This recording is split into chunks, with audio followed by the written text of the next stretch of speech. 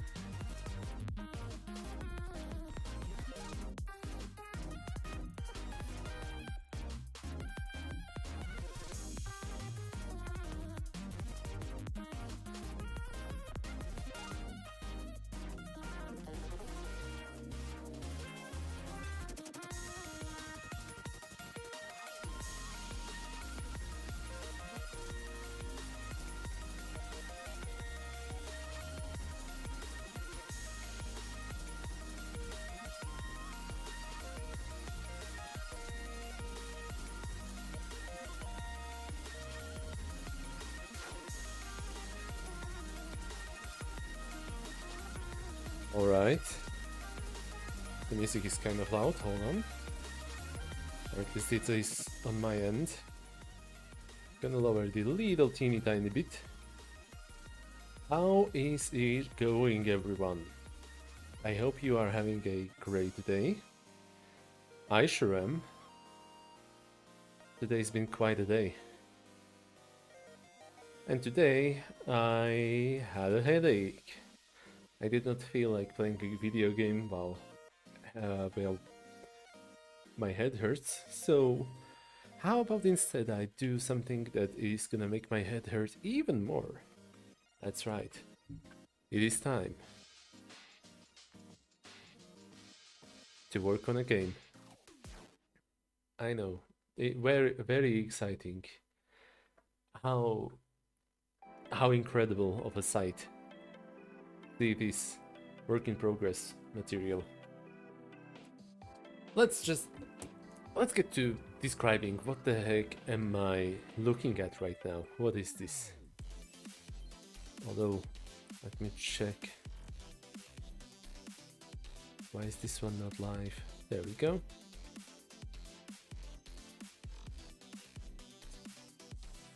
How do I begin? By lowering the volume even more. Hold on. Because it is still kind of loud and hard to think. In the meantime, those of you who are watching, you can feel free to tell me how your day is going. Share what's new in your life, what's exciting, and I'm gonna get to describing this game. Let's start with this. For now I am keeping the name to myself. It is gonna be a comedic TTRPG about ghosts who possess people and do whatever unfinished business they have. I don't know yet what exactly the unfinished business will be or how much stuff they will be doing. But the important part is I have the name, which I am keeping secret for now.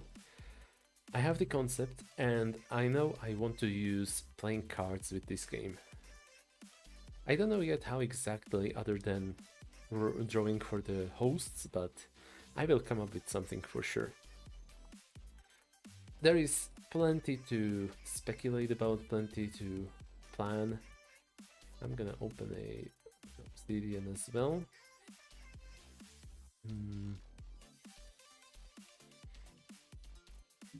Okay. This is for writing out my thoughts and making sense of them in real time.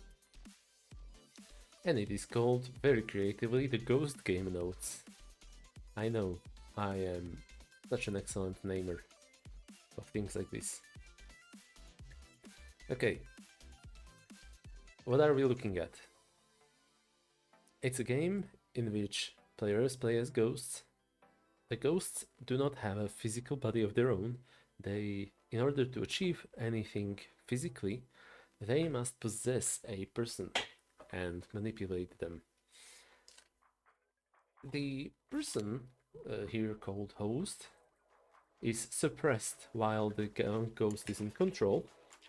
I will keep calling it ghost despite it being called geist in the rules, and one day you will find out why I named it geist within the rules. The geist is bound to an item, like a ring or a necklace, maybe even some kind of trinket. And they can only possess a person who is wearing this item. So let's say you are possessing an earring. Whoever is wearing the earring can be possessed by you. Ideally, it should not be an item that can be worn by multiple people.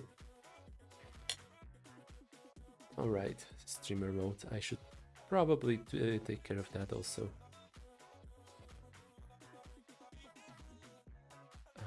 Streamer mode. I don't know why it's not turning on for me automatically ever since I switched to Linux, but it is what it is.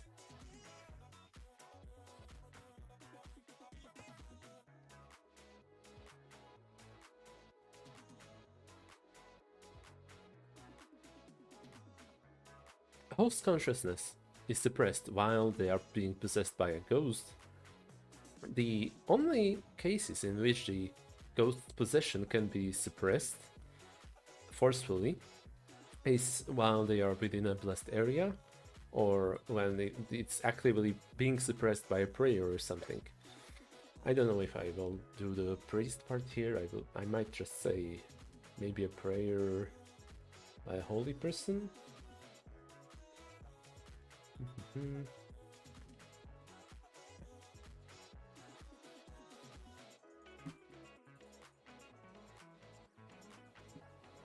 Okay, let's go with blessed person. That's gonna keep it open just so that more religions can be viable.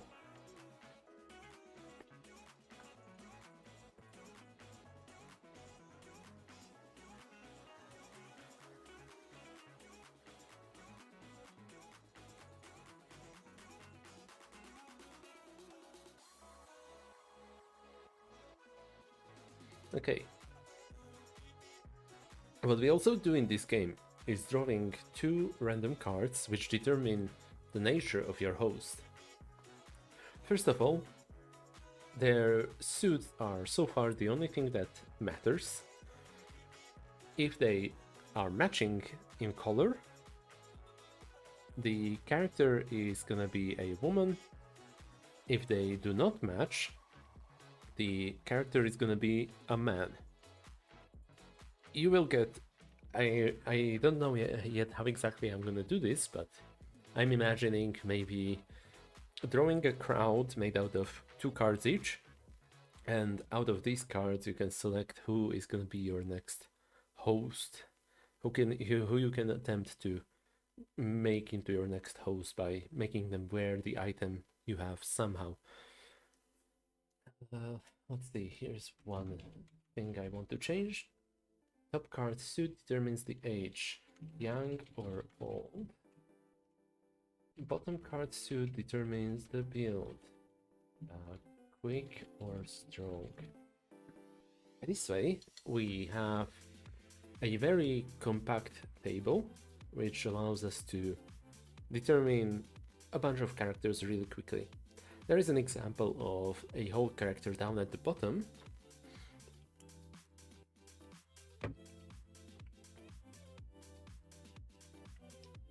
Which is to say, if we draw a 3 of hearts and a jack of diamonds, it's gonna be a woman who is gonna be hearts, so young and strong. Why? Because it's in column with hearts and it is in column with diamonds. For the first card, it's the age. For the second card, is the build. I don't know yet how exactly else I would do the builds other than just quick or strong. I was considering briefly something like mesomorph, ectomorph, etc. But no matter what, I will have to leave one of them out. So instead of going with like scientific terms, I am opting for an alternative, which is to say the ghosts are picky about their characters, their hosts. This guy is looking strong, alright, this guy is looking quick, okay. Young strong woman who is nimble and has a deep breath. That's for the final table, which is determining their basic traits. Let's see, number 3. 3 of hearts. Oh, okay. This should therefore be rewritten because I've made edits to it back in the past. This is not nimble, this is gonna be stable. And deep breath, it is indeed jack of diamonds. Okay. What exactly are the player characters in this game gonna do? I don't know yet. There is something that I do know, and that is one of the primary inspiration sources for this, at least the newer ones, is the show Severance. I wrote this whole thing before I watched even a single episode of Severance. I binged all episodes of Severance sometime in January. I enjoyed the show a lot, and I want to make something that could feel similar. I think this might be ideal for that sort of thing, because in Severance, the people who have gone through the severing procedure have their minds split in two halves. One of them lives outside of the office and one of them lives inside of the office. They switch places when riding an elevator or going to the staircase.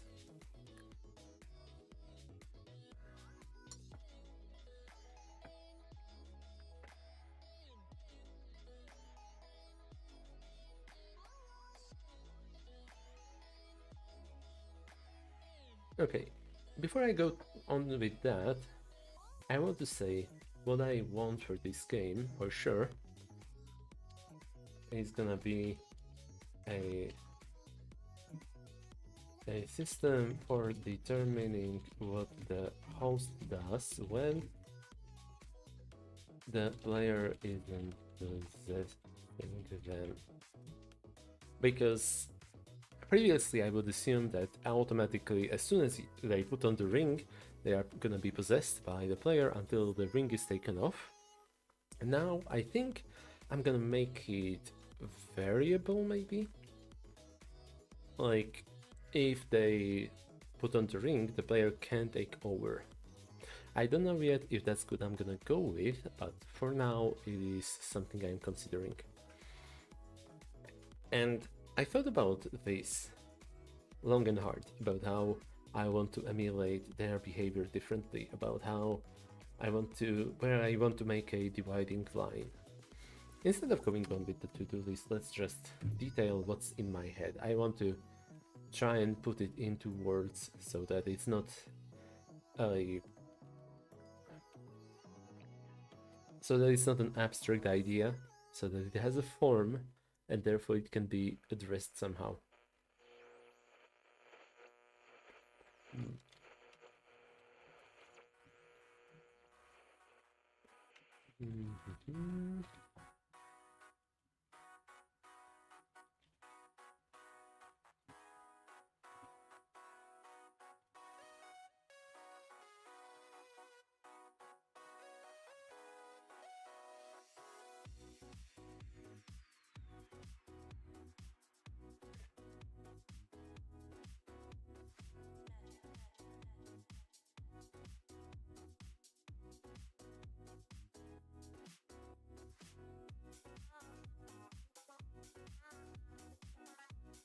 This sort of thing is what I'm thinking about.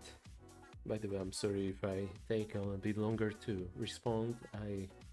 I decided to press stream before I had dinner or before I was completely ready. I don't know yet how exactly I want to order the cards, but I know I want the hosts to have sort of autonomy, kind of, sort of. Like, maybe each suit apologies.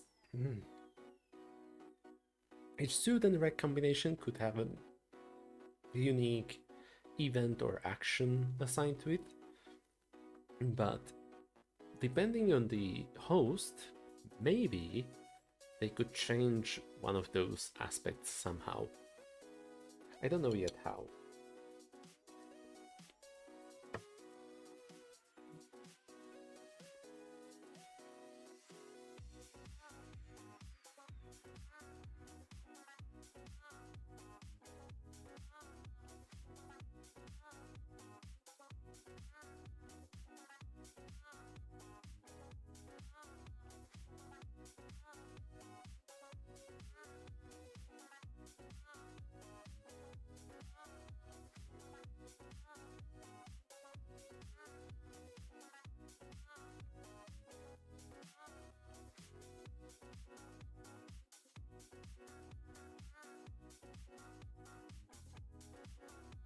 I'm gonna remove the shared powers because I don't know how many powers I want yet, but I know that I don't feel like distinguishing these are powers that everyone gets and these are powers that not everyone gets.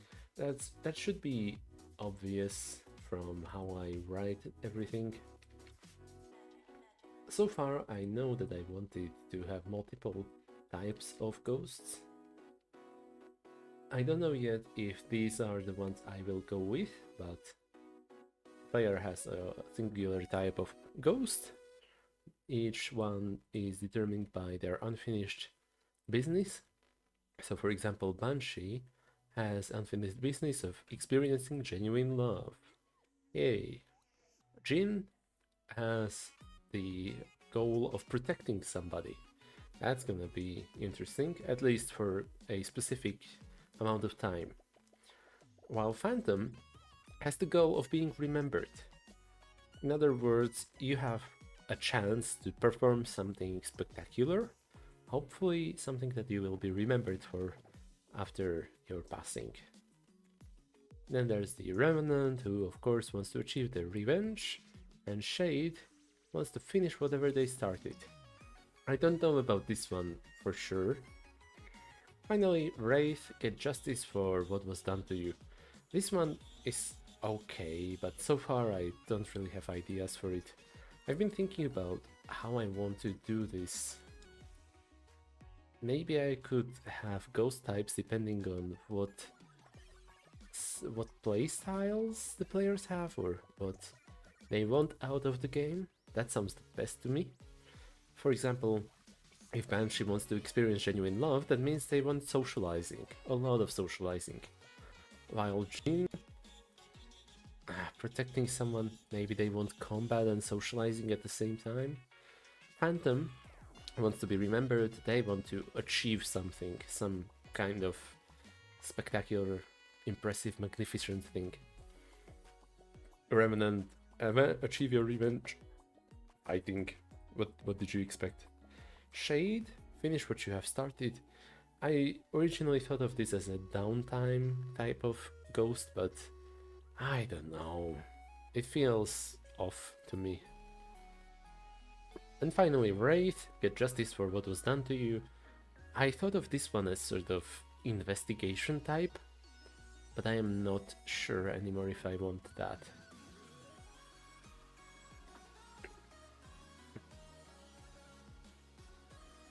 How do I want to do this?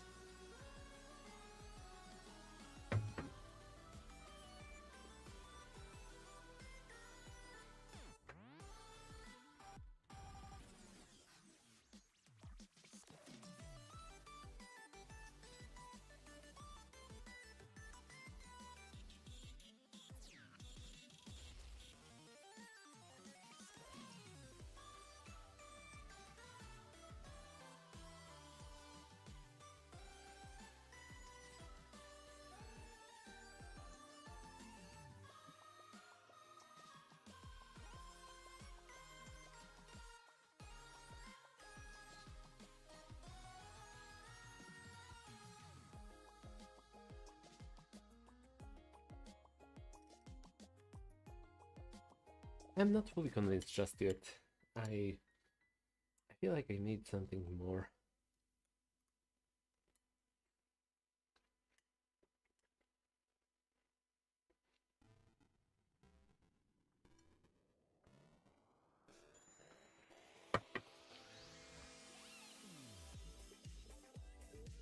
Maybe this could help me.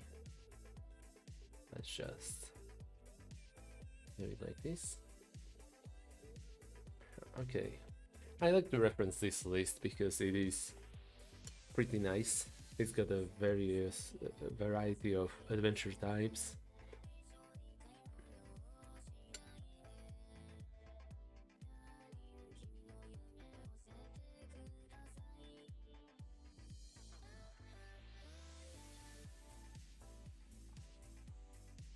Some of them do not work for me. Like for example, escape. It sounds like it should work for a ghost, but I don't feel it. It's too specific. Because suddenly I would have to make up a story where character is somehow imprisoned, at least one of them, the question becomes, why are not all the ghosts imprisoned? Why is this one imprisoned only? So let's not do that.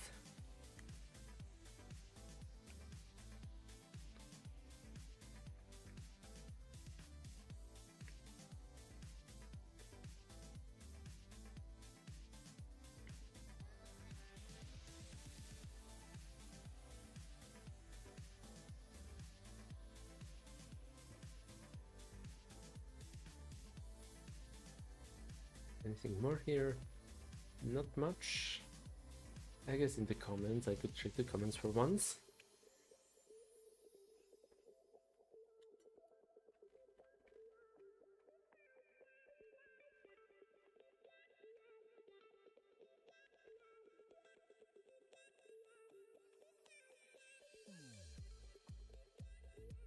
Okay, let's just do elimination here.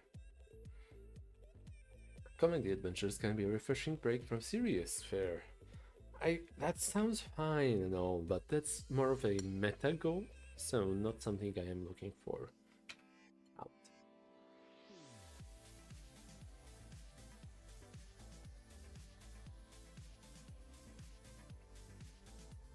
I already explained the escape, so that one is out.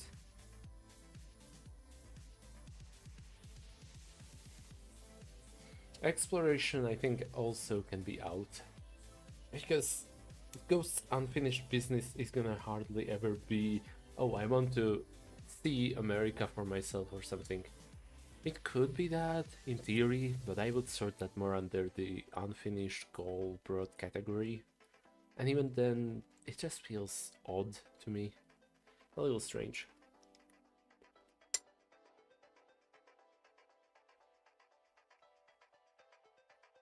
Same for the journey, out. Morality is more of a theme of the adventure rather than activity, which is why I'm gonna remove it as well. Same for religion.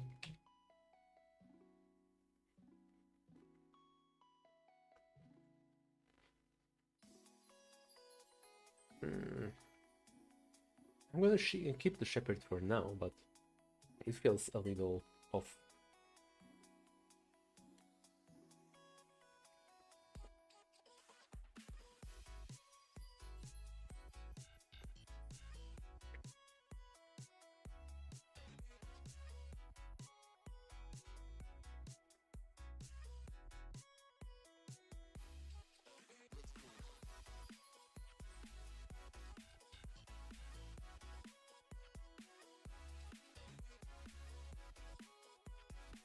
I think piracy can go out.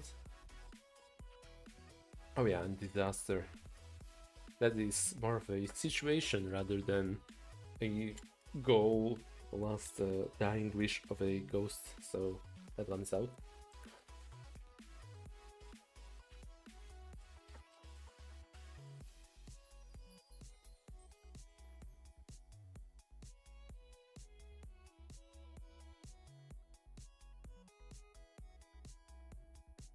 Delivery sounds viable, but that could be finished relatively quickly, which is a concern for me, so out.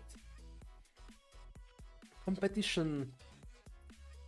I feel strange about competition type stuff in TTRPGs.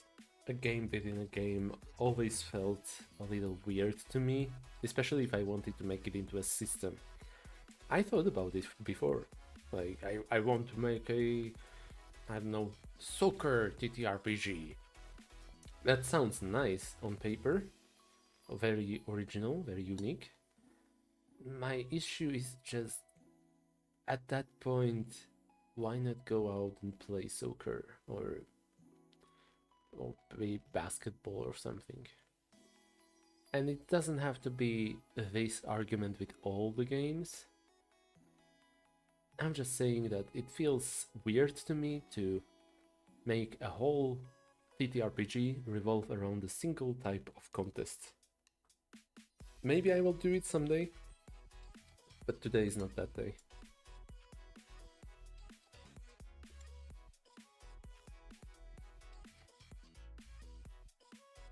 sort this out.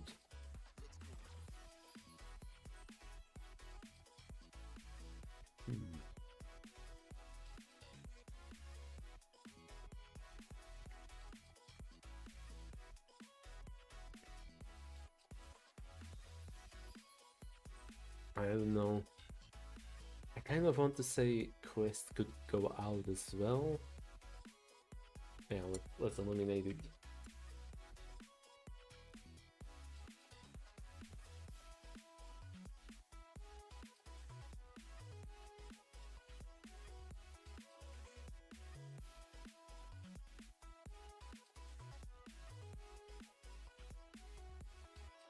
Survival is out of question. They are ghosts. They will survive stuff generally. I don't know yet actually how I want to do intense situations. I think I'm gonna make the ghosts sort of immortal, but their hosts are not immortal. That's the clutch. That's the point of it. Is that if you quote unquote die, it's just your host. You will need a new host. That's the whole deal. And helping a host survive would be a pointless, unfinished business for a ghost, so out.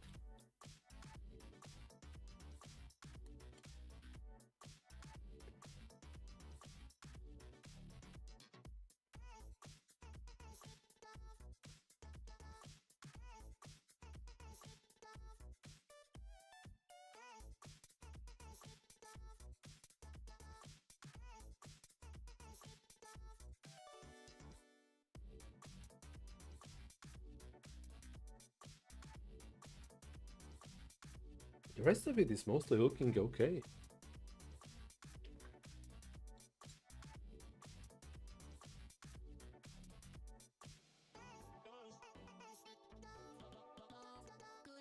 Maybe not trade.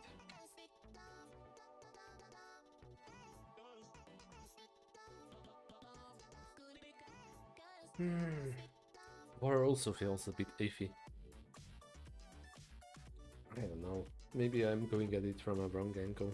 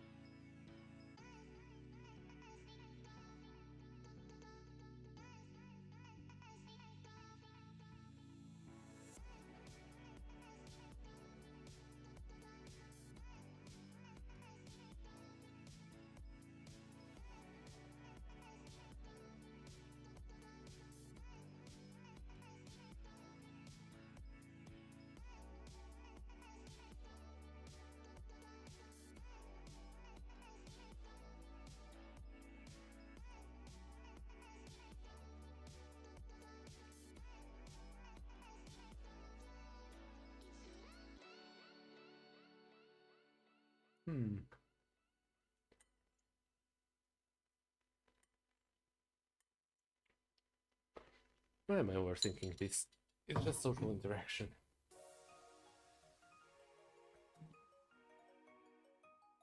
These are the strongest three elements of this. Part of me wants to involve chases, espionage, and heists, which could in theory be something else.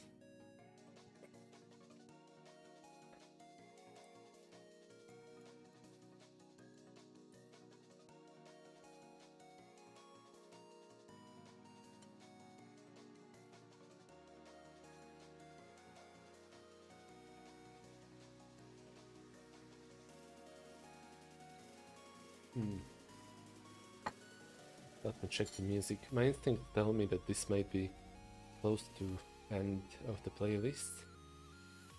Oh no, it's just halfway. But I'm gonna do this. Let's check if... Yeah, okay, I don't really want autoplay, so buy autoplay and hopefully rest of it will remember. Okay. See, this is the thing. These are very good enough pillars, but I also want more ghost types. And if I want ghost types to be distinguished by what is their unfinished business, I need more ideas for unfinished business. And not ideas like... Yeah, okay, get justice for what was done to you. That's very abstract. It is supposed to be like investigation type, but not necessarily about who killed you, more about like who wronged you, who did something bad to you. You need to figure that out and hopefully get that justice delivered.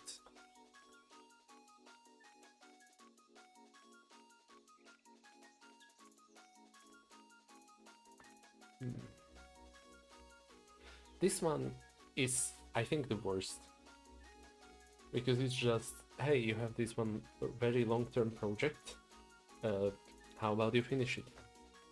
Like, I don't know, you started to build a building before you died and you want to finish this building? Well, now you are a shade and it's time for you to fix it. I don't like it. I wanted to make it sort of an engine building game, but no, it's not working.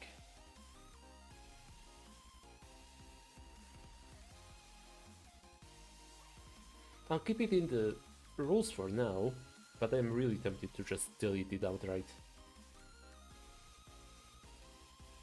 Revenant gets to stay, although I might name it as a Wraith instead. I have yet to decide. Now Phantom and being remembered. That one is tough.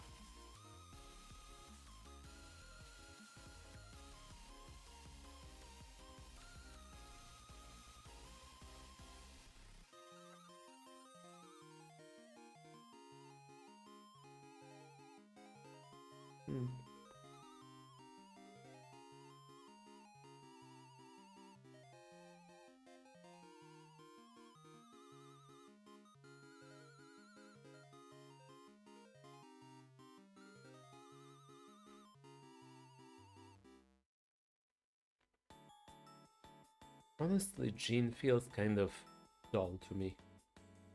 Because protecting someone sounds like a very indefinite goal. If you are supposed to be protecting someone, why would you be protecting them only until a certain point in time? And what will you do after that point in time? That's my issue.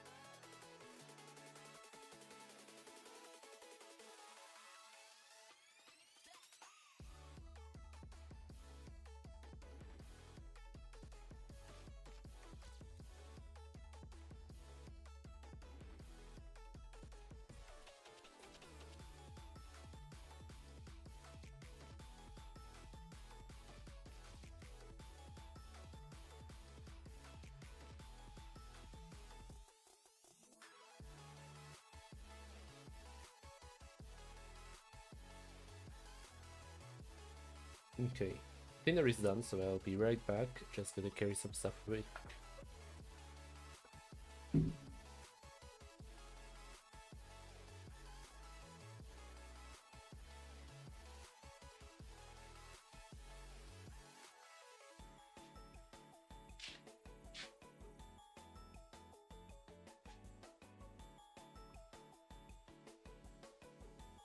You won't believe who is back. That's right, it's me. Now then.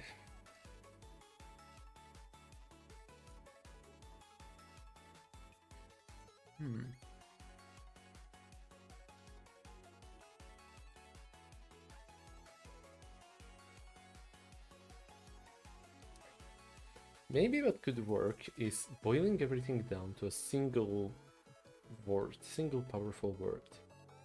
So let's try that. Banshee. Love.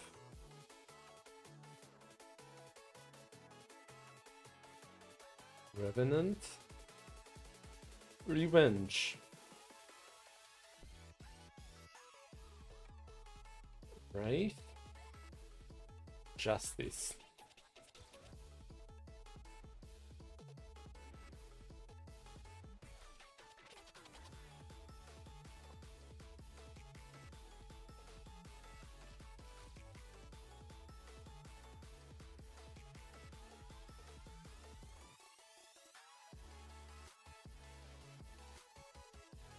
Hmm.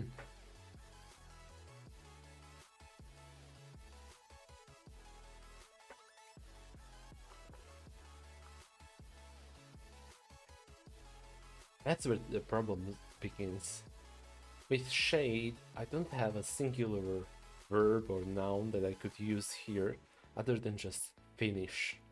And that is something that everyone in the game is trying to do. So that's a no.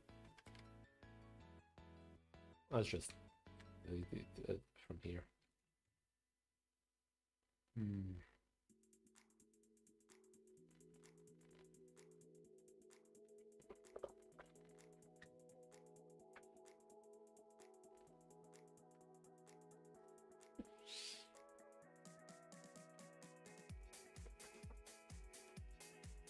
I don't want it to be help either, because help is extremely vague. It's too open. I would have a hard time figuring out what to do with it. Maybe rescue. Maybe that's what could be for the Jin.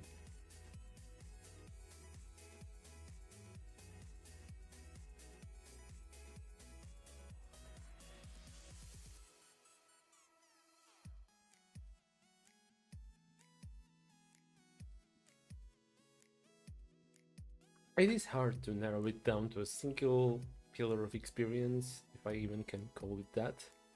So for now, I'll just list all the words I associated with it. And finally, Phantom. I guess the word associated with Phantom could be achievement, but that's a little dull. I want it to be something about being remembered for what you achieved. I don't know yet. Anyway, let's look at the list below.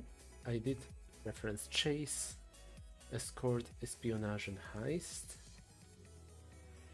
investigation, rescue also, resistance. I mean, on a bigger scale, you could have something like this, where it's like, I am a ghost and my unfinished business is overthrowing this terrible country or something. That could work, sort of. I'm not sure yet though. Base? I don't think so. Okay, hold on. First let's remove the war, because this is more of a thematic thing and it's close enough to combat, so I'm just gonna make things easier for myself. Diplomacy and resistance. I feel like combining these two somehow. Technically Shepherd would also fall underneath that, but I don't really want that. And achieving something...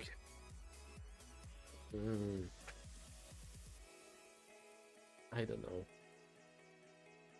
Maybe this idea is still not cooked enough for me to progress with it, to make any significant progress.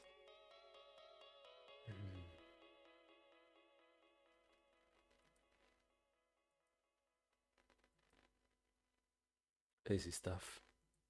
It is really tough. I want it, but I don't know yet how. I do know one thing, that I want each character sheet to be playbook. In other words, all the rules that you need to play the game should be on the character sheet. I want that a lot. I don't know yet if I want the bonds or individual different systems. For Gene, didn't I remove the Gene or something? Yeah, okay, now Gene is renamed into something else. It's about rescuing a single person.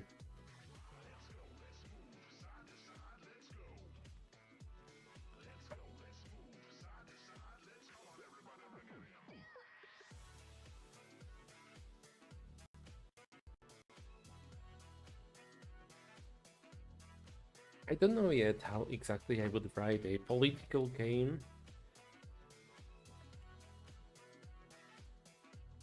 but I think that could be a neat ghost to have. Not completely sure though.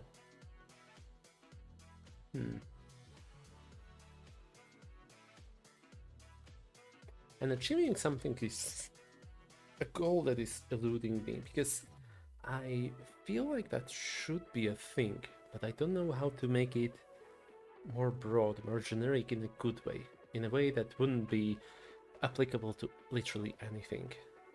Because you could achieve, in theory, anything, like achieving the revenge, you know? Yeah, that sounds neat and all, but for revenge we already have someone else, it's Revenant.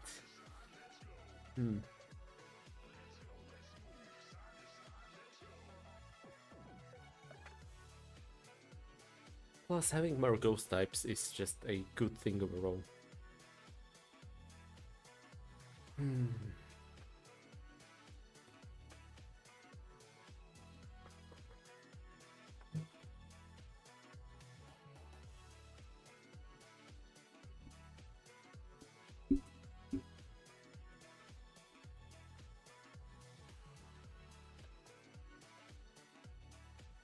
Okay, I feel like skipping this because I'm not getting anywhere. I'm just looking at words and thinking, let's get to something more productive.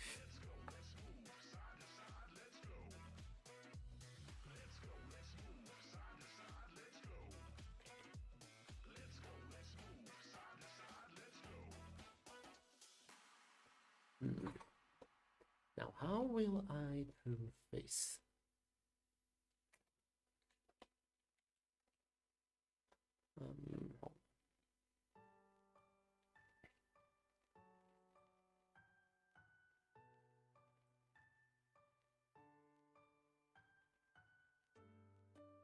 Okay, I still have plenty of time until the album is finished. If the album is finished and I am not making significant progress, I think I'm gonna just call it a day and switch to video games. Maybe I could play something new today for inspiration. Let's see, do I have anything new? Or new-ish? I do have the Bookwalker, which I was looking forward to, but I don't know if I feel like starting it before I finish the Sovereign Syndicate. I also have the Thaumaturge, which is... I bought both of these because they seemed at least somewhat similar to the Disco Elysium style. I know that the goal of it is to study Disco Elysium games and figure out what works, what doesn't, what different games do differently. I don't want to just stick to... I don't want to stick only to Disco Elysium Disco-like games though. I want to broaden the perspective a little and try out stuff from beyond that. Do I have anything outside of that that rings a bell?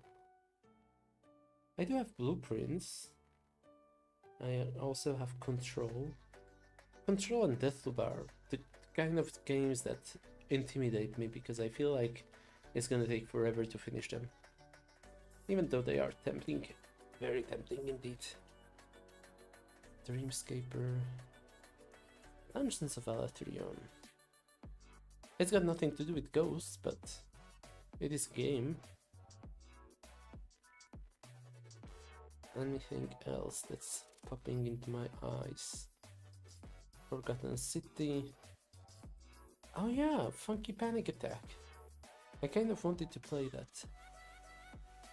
I'm gonna just check really quickly if there is any records online of how long to beat Funky.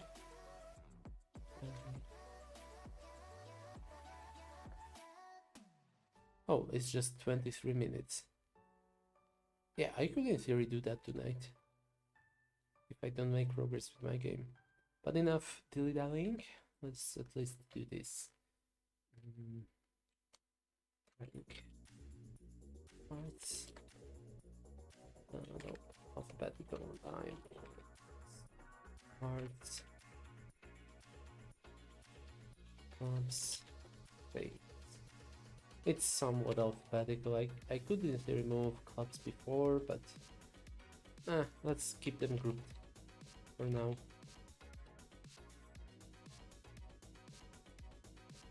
Ooh, or maybe I'm gonna divide them by their suits. So perhaps diamonds, hearts,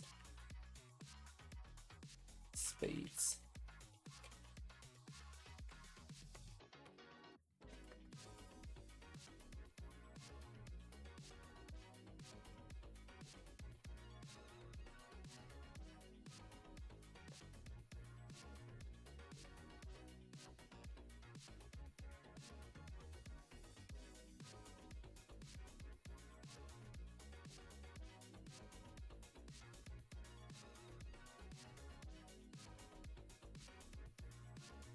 Okay, that's the table. Now I just need to copy it 4 times. And the whole thing could be spread over 2 pages, maybe. If I'm spreading it over 2 pages, might as well group the black and red cards.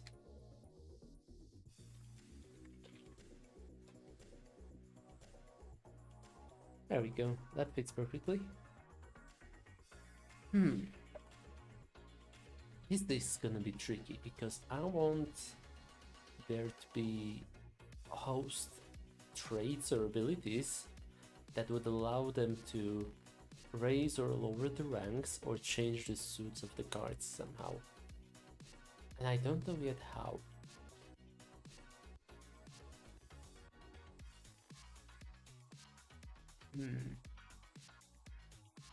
Also, I don't know exactly what extent of the actions should there be.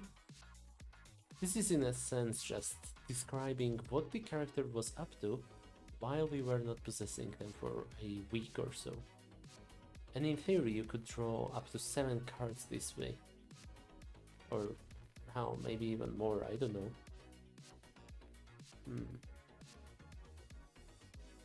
Let's just start writing the ideas down.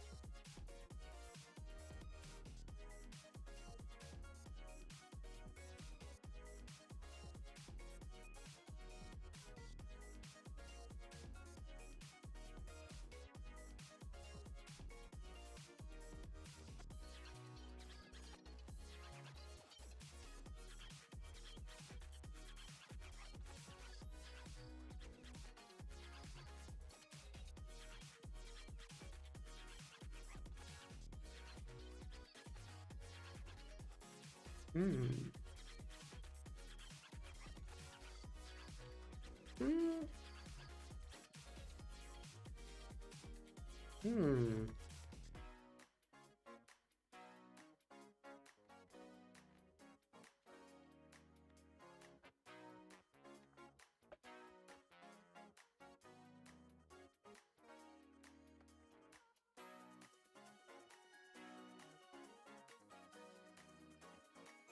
This is more of a brainstorming time than actual rules that I'm writing right now. I just need to figure out what exactly is it I want there.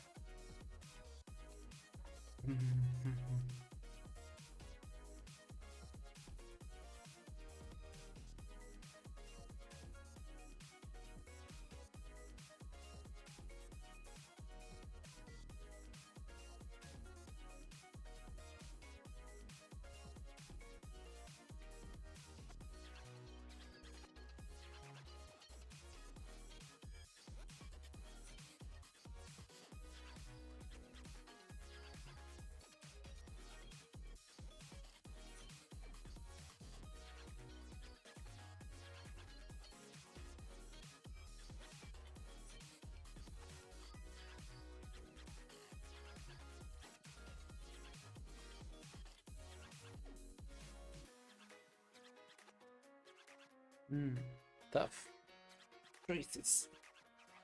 How am I gonna do this?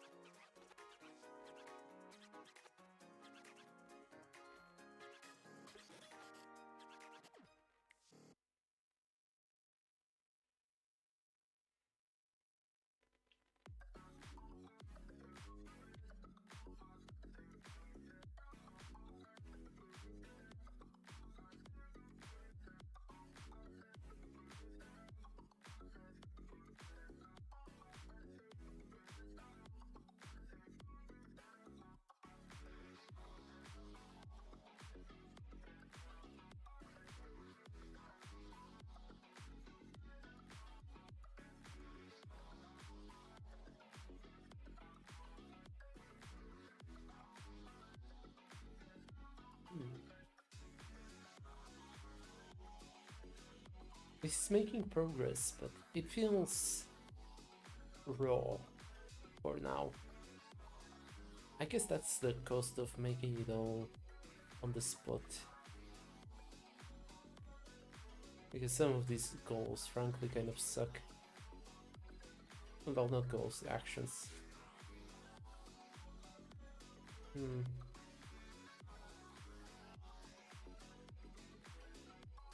Oh, cool. I didn't realize that's gonna show up here. Okay, how do I deal with this now?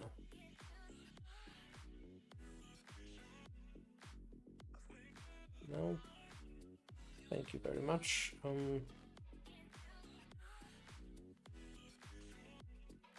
Any way to suppress notifications? Here we go. Hopefully that's gonna work.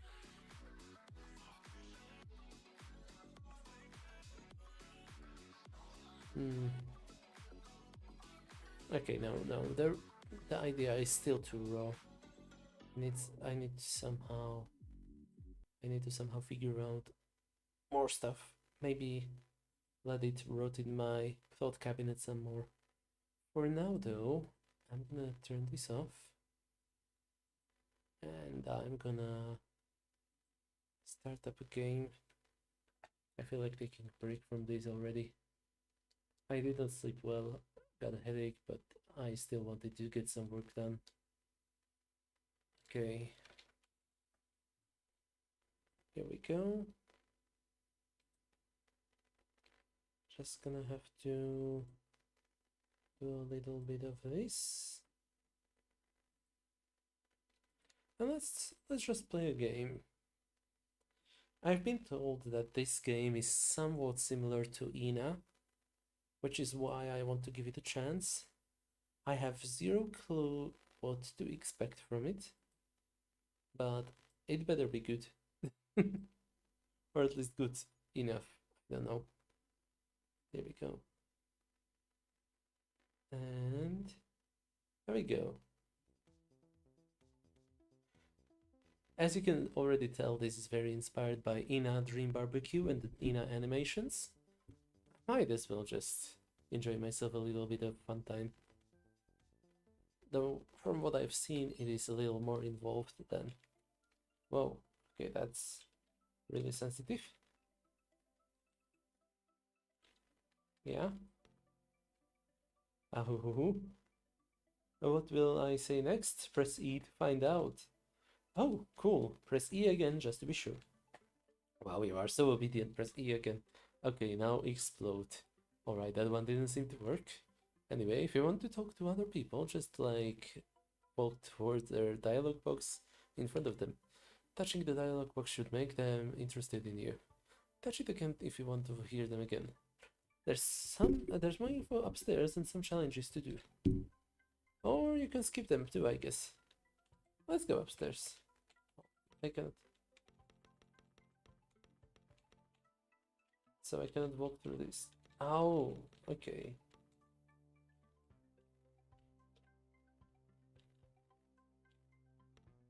We can walk with WASD. Yeah, of course, and can jump with space. We can win double jump by pressing it twice. So cool.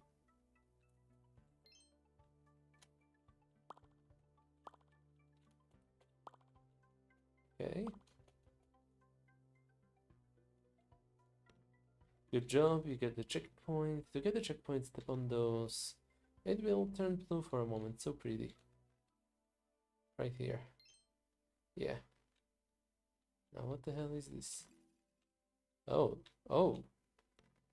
You might get a gun. Shoot a left mouse click. It usually works to freeze things with these colors or patterns. You can try shooting these.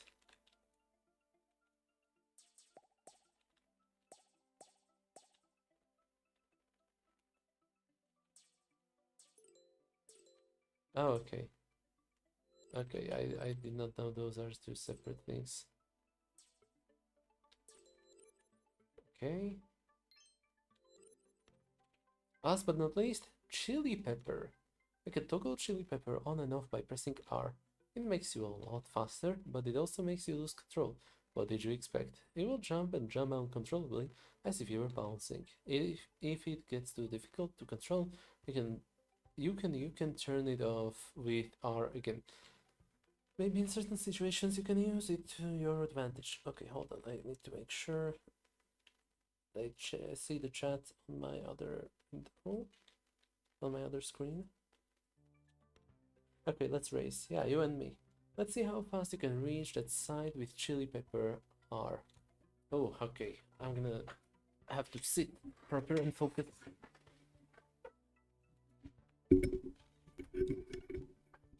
Because this is gonna be a race. It's gonna be intense and challenging for sure. If she stays in the same spot, I'm just gonna lose it. Okay. Chili pepper R. Okay, got it, got it.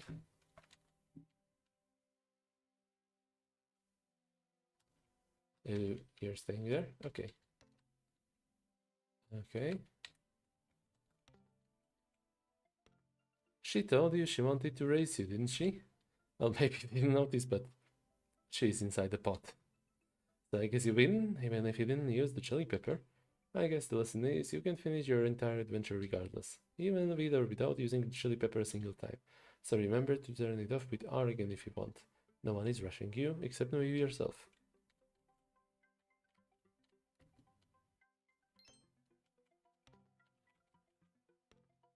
Going up here, we'll skip the tutorial. Make sure you know what you are doing. Okay.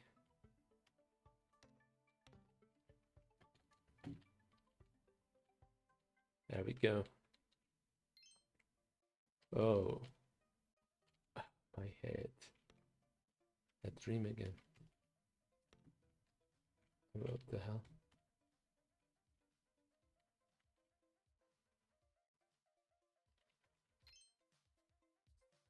Tazan Resort?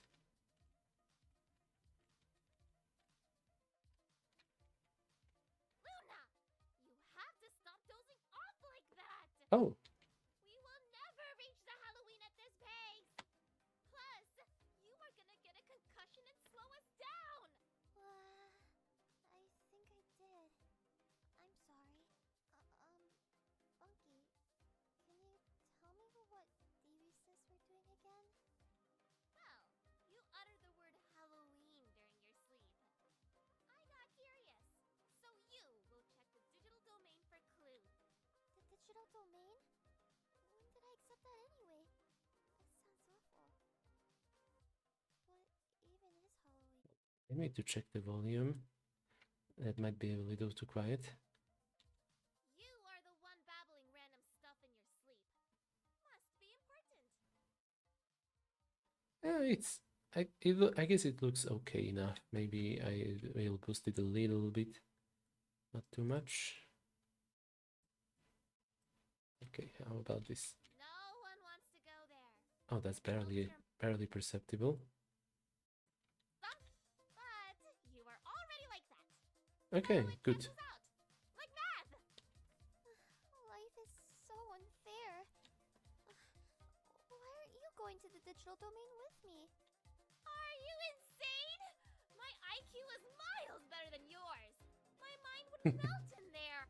You are the resistant one. It must be because of your remarkably low IQ. Right? But hey, because you are so dependable, I'll be calling every now and then. Like now. Ring, ring, ring. Ring, ring, ring, ring, ring, ring, ring. Great. Okay. Okay, alright. Yeah, okay, I get it. Aw, come on, Luna. Yeah. What? Dude, I have no idea. You are the one that tripped about it. It has to mean something, right? I got curious too. So we have to find Halloween.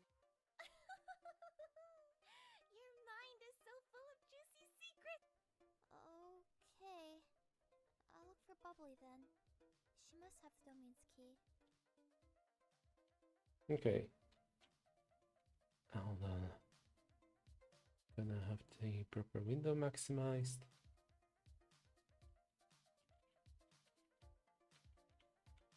Interesting. Hello? Look, I surrender. I have my hands up, see? Do I look like a criminal that much? Wait! Just put your hand. Not too bad. We always have our hands up. That way we will never get and be robbed. That is so smart! You gotta tell me if that really works! Well, you tell me. Are you robbing me? Huh? Well, it works. I still haven't been robbed yet. And I do not plan on getting robbed anytime soon. Oh, the show's closed today, so... but go to say hi to Bubbly. I'm not here for the show, but I do plan on checking the domain. Do you happen to know how not to get lost around there? Oh, I'm Luna, by the way. Cool, just call me Cacti. Yeah, whenever you get there, I'll tell you my sisters to give you a hand. Say hi to them for me, but but careful about getting too emotional in there, okay? Okay. Wait, how am I understanding Cacti? Okay. I get that it is a smaller production than the Ina, but I wonder what Bubbly tastes like. Huh. Yo, quick question. Are you a master of the stealing arts? Why does absolutely everyone think I'm a criminal today? I didn't mean that. I love stealing, but I'm so bad at it. You would never understand my pain. You single-handedly ruined my entire day! What else do you want from me? Well, can you steal? No, what? How are you so bad at stealing anyway? Go do it yourself. Wait, no. Don't do that. Don't you think I tried? I already failed. Why? Cause she's a genius. She already surrendered. Oh. Wait, you're right. Cacti's a genius. I should try that sometime. Wow. Masterful. Let's see. What's up here? Anything of substance? I guess that's bubbly. Hi, Luna. I love your hair. Thank you, Bubbly. Splendid and marvelous day today, isn't it? I see you got your casual outfit today. Aren't you doing a show today? Always so clever, Luna. How do you do it? No show today, indeed. And, well, let's say I lost the key on the last show. Again. Bubbly, were you playing basketball with the key again? You know that game has to be played with a puffer frog. Mm-hmm. Hey, it will work out one day. There were no puffer frogs around. It will be a perfect show once I get it done. Why don't you just play basketball with the bubbles instead? That's a great question. 'Cause they explode, Luna! They explode! Don't you know how bubbles work, Luna? Mhm. Luna, the bubbles explode! Jeez. You're right. I'm so evil. Just stop yelling. Look, I'm just saying that could maybe work as a show, you know? Bubbly ball. Bubbly ball, huh? Bubbly ball. Yeah. Yeah. You can keep it if you find it. I'll be busy thinking about. Yeah, okay. Alright, Luna. Okay.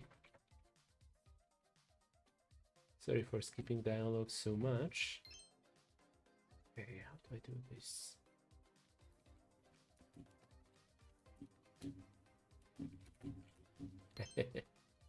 Okay.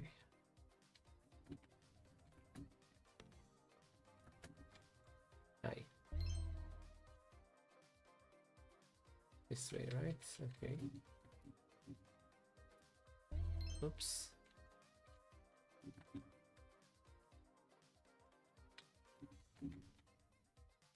Too soon. I have to give them this. It is a little more creative than I was expecting. Oops. Shit. More mechanics to deal with.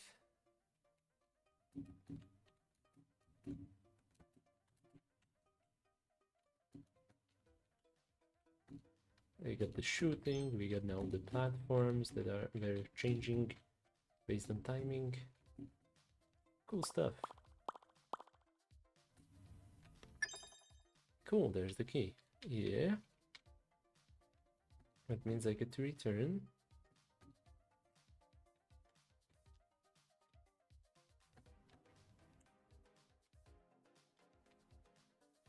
Oh, this guy. Let's talk. Hey, how's it going? Groovy. I see. I envy you. Everyone's out for me today, huh? What's your problem, dude? There's usually a groovy show here, but now there's not. And that's not groovy. Yeah, not groovy at all. Yeah, not groovy. I feel like the audio balancing is a little off. Maybe it's just my own volume being pretty quiet. No, that's like 60%. Let me increase the volume even more. Yeah. Yeah, that's pretty low. Yeah, not at all. Yeah. Yeah, no. Yeah. Okay, I'm not gonna tinker with the volume anymore. Instead, let's just go and see what this game has to offer. Did you notice Cacti doesn't actually speak? Yeah, it's all my own imagination. What are you even saying?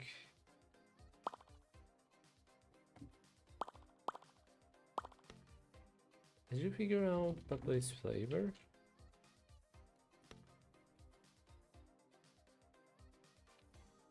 Oh, they passed through? No. Okay, there we go.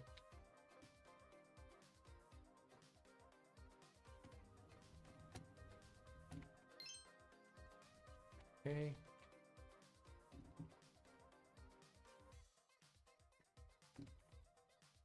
Oh, I do not need to jump off, I guess.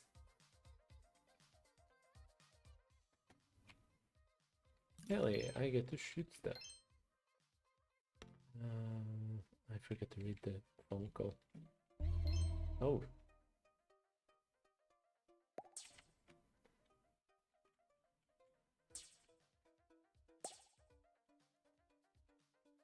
Hey.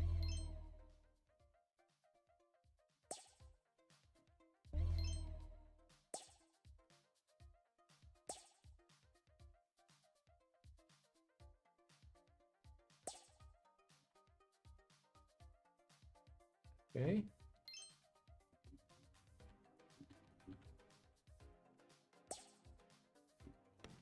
That was mildly challenging. Very well done. Yo, Luna, the elevator is right there. Thank you.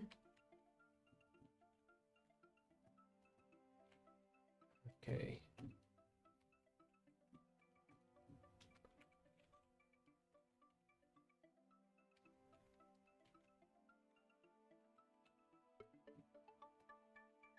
Oh. I did not need to jump over them. This is pretty interesting though. How it's all glitched up. And then it's gonna take on its colors and stuff. No, okay. That happened with the previous level, I think. Oh. Where am I? Where am I heading? Oh yeah, now I'm gonna drop down and it's gonna render. I don't know why I'm handling there. Anyway, I'll be helping through here. I'm sure Cactus Sisters will help too. Okay, does touching you do anything? Okay, it does. Might as well go there first.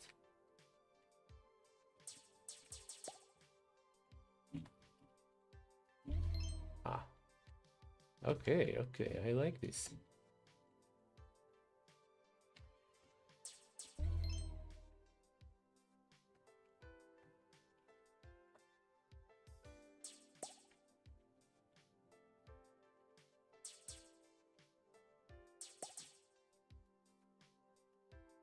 Ooh.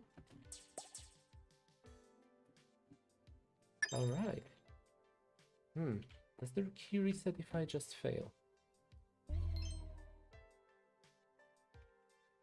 I don't see it there anymore, so I guess that worked. Hello? Hello. Okay, that was cute. Hi, thanks for checking out the domain. No one likes it here. It's so relaxing. Relaxing and peaceful and quiet and blue and digital. Just make sure you don't get too emotional though. Resist. You're right. This seems kind of peaceful. Makes you want to cry very loudly. Like, extremely loudly. Okay. Okay, oh yeah, you can just delete those red ball thingies. Red ball thingies? Is this a... I'm so annoying. I can never get puzzles. But don't worry, I'll spare you. I'll stop breathing until I solve this puzzle. Gee. Is your mind melting this quickly or are you just always like this? Just delete me already. Okay, here. Take this aquamelon. In fact, take all the aquamelons you see. I left lots of those around just in case. Take them as long as it makes you happy. Man, I love aquamelons. Look, I'm just saying, life is so good. Alright, just delete those red ball thingies. You can call them Poes. But do not shoot the blue ones, they are sleeping. You can just grab those sleepy Poes by walking through them. Okay, thank you. Shooting them does nothing. Oh, there we go.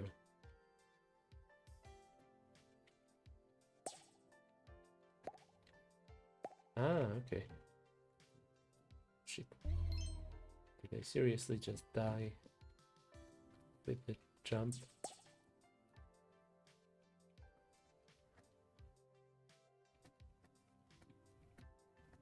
Aquamelons. For a tutorial. Elon, I can now freeze platforms.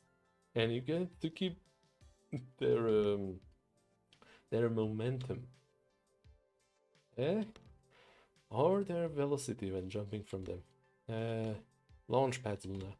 Raise them and make your own launch pads. Okay.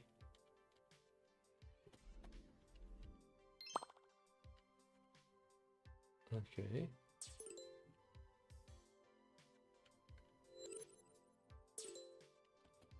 Ah, okay, I see.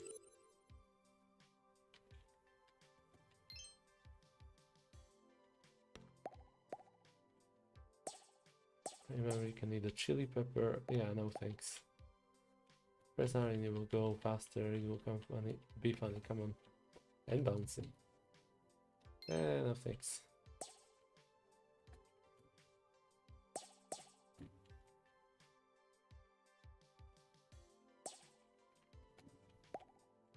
Okay.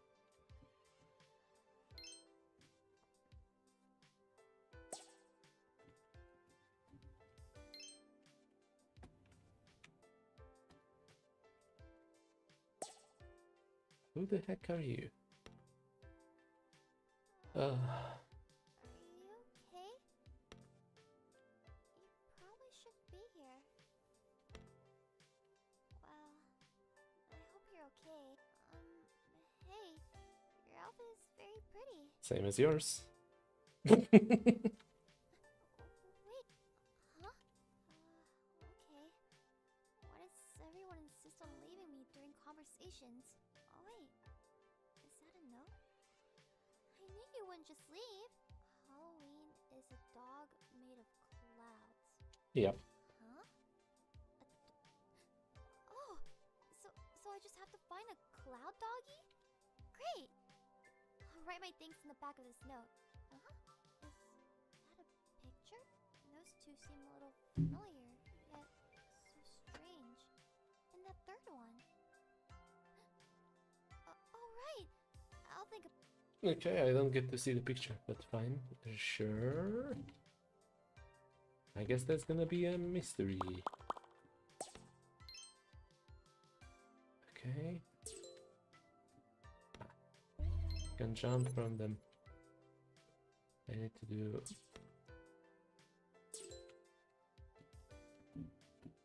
There we go. That's more like it.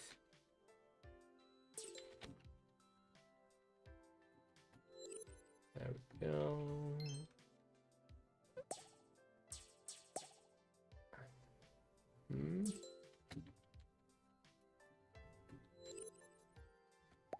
Good. Oh dear. Okay, I guess I cannot kill those.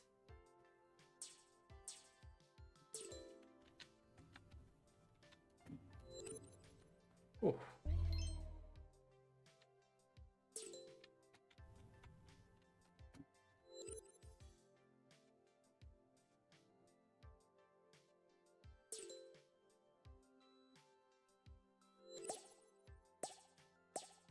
Okay. Oh. Oh, okay. That is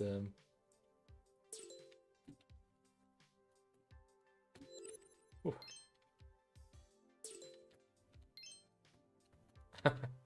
If I jump on it now, it's gonna...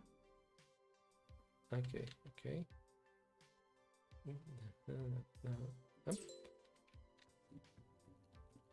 Oh. Nah.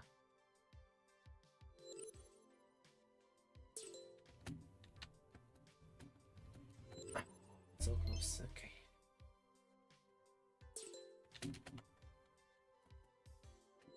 There we go. There we go. Easy, easy peasy. For a moment I thought maybe I could walk up there, but I'm not gonna try it for now. Holy moly. What a thrill. Yeah, you tell me.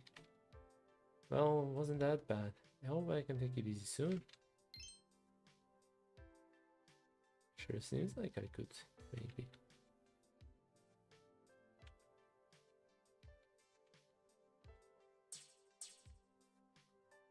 Okay, anything deal? What's the deal with this?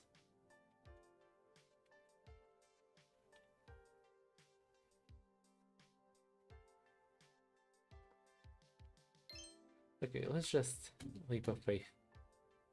Hopefully that's gonna work. Oh yeah.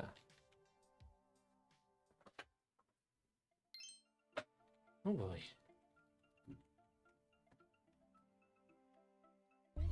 Thanks.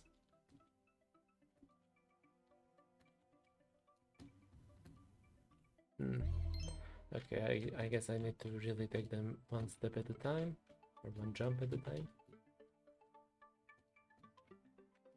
Not sure if the ledge grabbing was intended, but it sure helped me there. So thank you for that. Even if it was a bug, it's a good bug.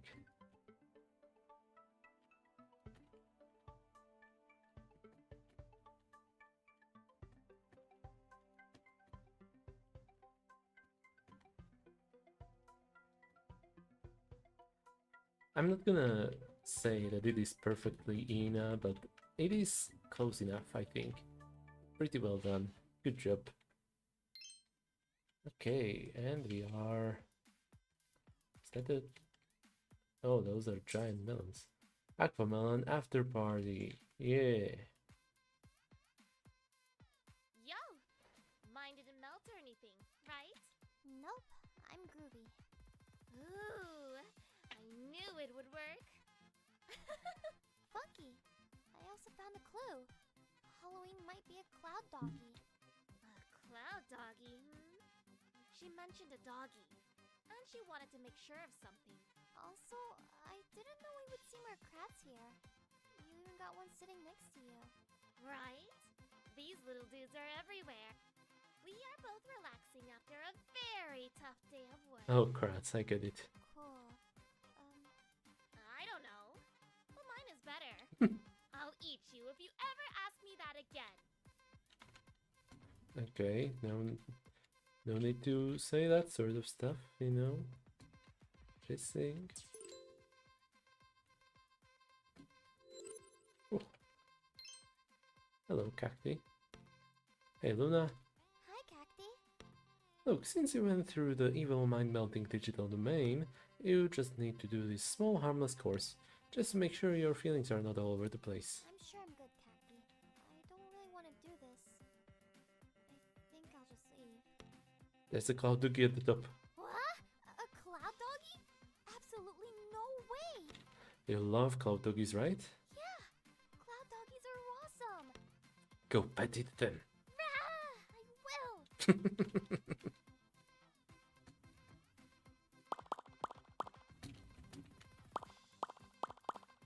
Any more aquamelons? No. You have Luna.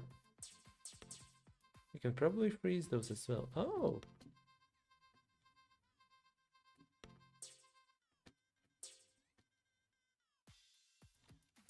Oh, jeez, that was disorienting. Thank you for telling me that I could freeze those. I will need that key for sure. Oh. Oh no. Oh. Oh no.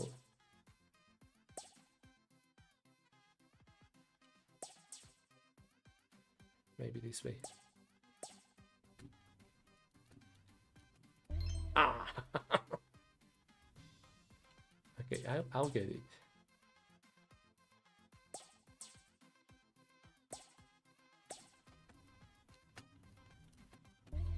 Ooh.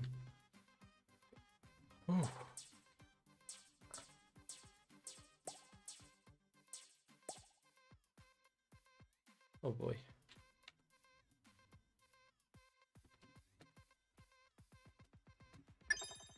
Okay. Just for funsies. Ooh. Did it without freezing. Okay, and the platform can pass through me. Okay, good to know. Nope.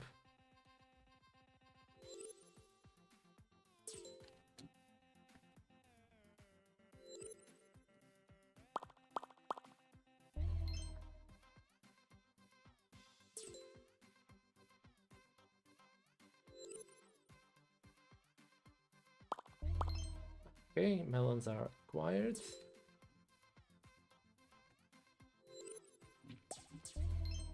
Shit.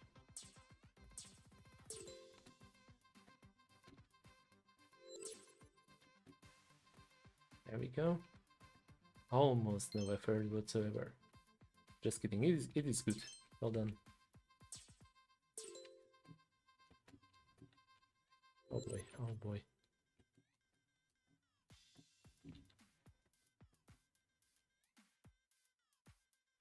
Anything I missed here? I guess not. Okay, let's talk to this cutie. Oh, what? Where are my legs?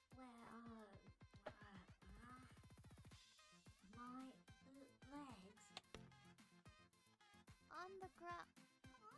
Where are my legs? Dude, they're in the ground. Oh, right. My apologies. It's just, I went to check the digital domain, and I'm sure an ungroovy mind like yours wouldn't handle it. Hey, what do you mean? My mind is pretty strong. Oh yeah? How groovy are you? Very groovy. Okay, you might have a chance. Thanks, Freerun. Yeah, I know. I'm always groovy. Who isn't groovy? I'm groovy.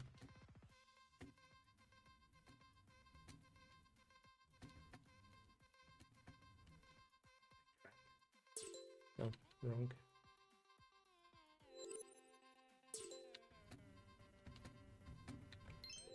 Alright. Point.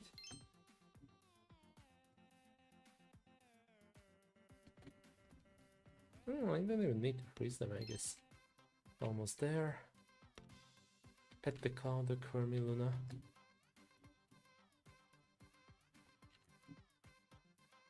Boy.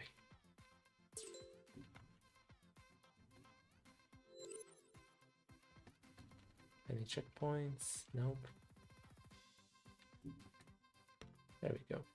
I don't sense a cold doggy around. Neither any signs of Halloween.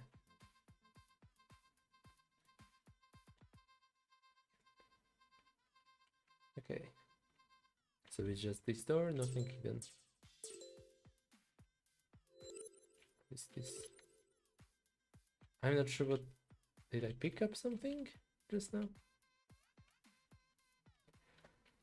Okay, moving on. I feel like I'm approaching the end if it's supposed to last like 28 minutes. Oh, this way. Oh. Oh. Okay, that's for real then.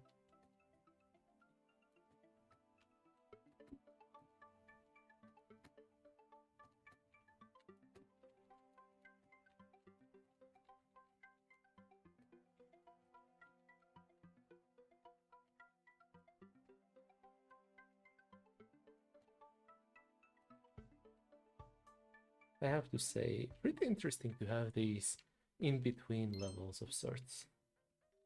That's a very interesting choice. Oh dear.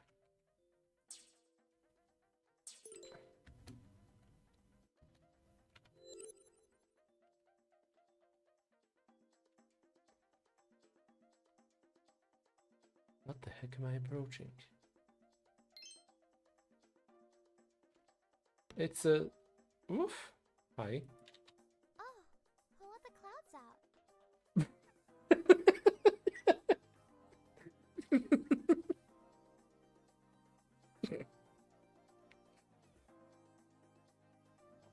I was not expecting it to be building up to that. Oof, stop. How are you, doggy? I'm groovy just like you. Yeah. Hey, is your name Halloween by any chance? Halloween? Your name is Halloween? We? Guess I found what I needed. Alright, I'm taking you out of here then. Sure. Great! Anything else here? Nothing? Okay. Where's the doggy? Funky look. It's a cloud doggy.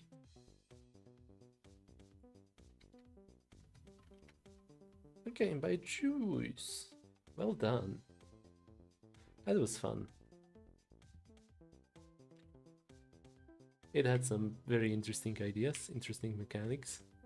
The platforming and making launch pads out of moving platforms, that was quite cool. And yeah, I had a lovely time. That being said though, I think I'm gonna switch back to my good old regular, which is to say, first of all, I'll hide the game and switch to the game I played previously, which is Sovereign Syndicate. I'm trying to think of any takeaways I have from Funky Panic Attack. Right now, at least for the world of board games, nothing is coming to my mind. But it was pretty interesting as a fan project. Pretty well done.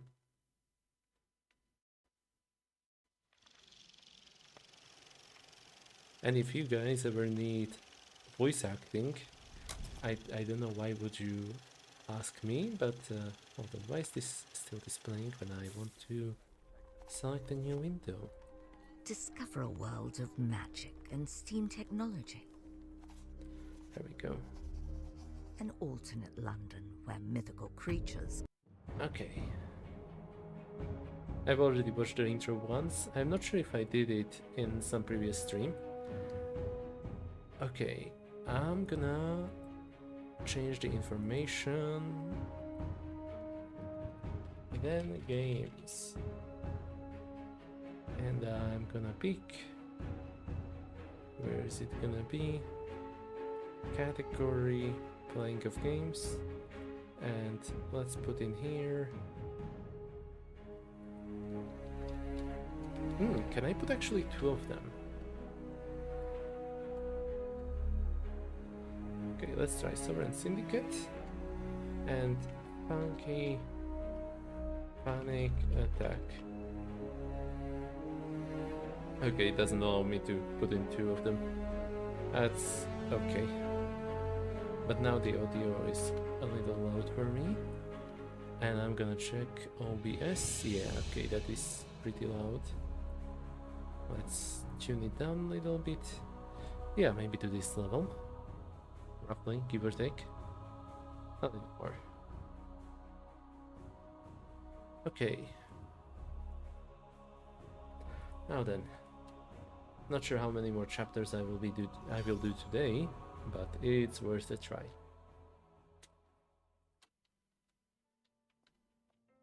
Last we left Theo, he was done with the mission, and I believe now he's gonna meet Dante at Arsenal Engines. Do I know where Arsenal Engines are? Arsenal.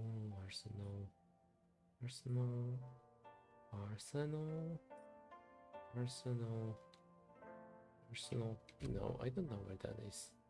Find discarded parts, of course. Do I see any? I guess not. Ask Molly about the mechanical arm. Right. Where is Molly? Doghound mechanical arm. Oh, tavern. Okay. And let's look at this. Arsenal warehouse at the wharf. Okay, so either way, I need to head to the wharf. Get it? The wharf. The wharf. Because Teddy is at the wharf.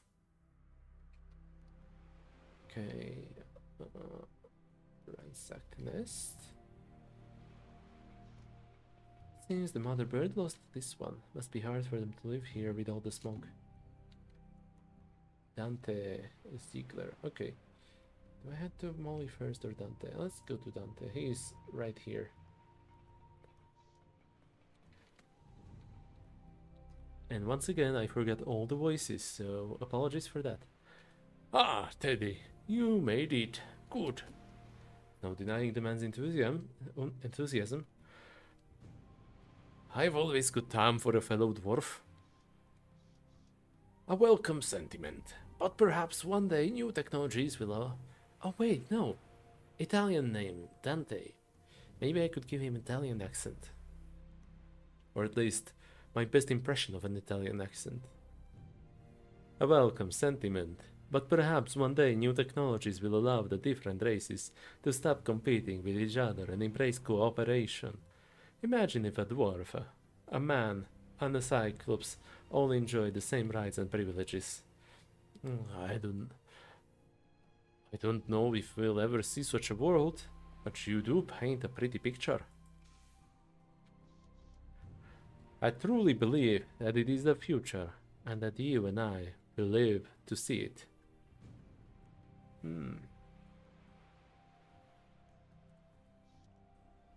You were talking this place up earlier. Looks like just another warehouse to me. I told you my employer is big. Well, this is just one of the Arsenal's work sites. What do they take care of at this particular location? Good question, Otto. Here at the wharf, we assemble advanced machine components and parts for automations. I'd offer to show you around, but they're running an inventory at the moment, and I do not want to get underfoot. I already know who Dante has been working for, but I might as well let him gloat a little. He's clearly proud to have risen to this position. So who's the big cheese running this operation? Big cheese. As that'd be Silas Bragg, otherwise known as Lord Braxton. Being the in-the-know engineer that you are, Teddy, you must have already heard of him. I must admit, I've heard the name. Arsenal devices are all over town these days. Okay, so things are connecting a little bit. Lord Braxton, Silas.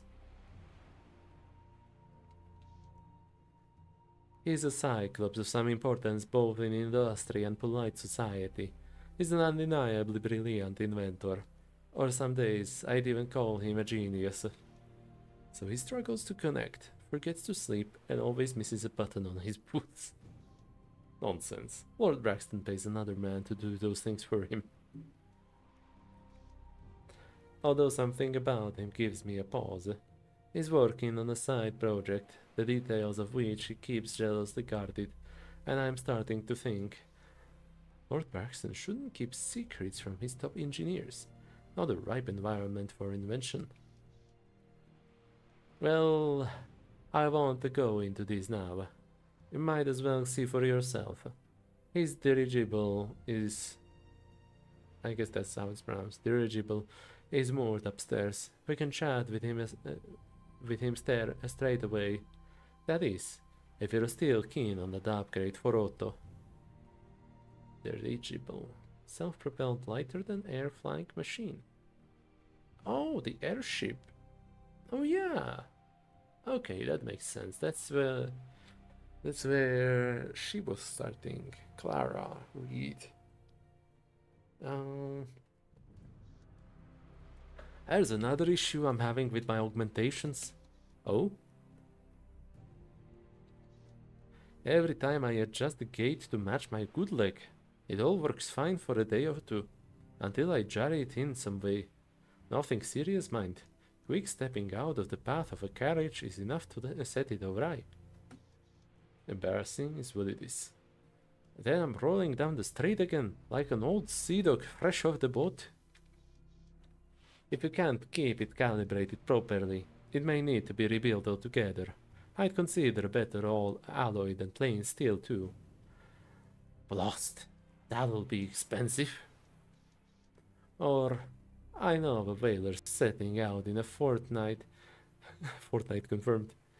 It's a 4-year tour, and he'll stink of blubber the whole time, but... Enough! Next time, I'll find myself a bloody magpie to ask for advice.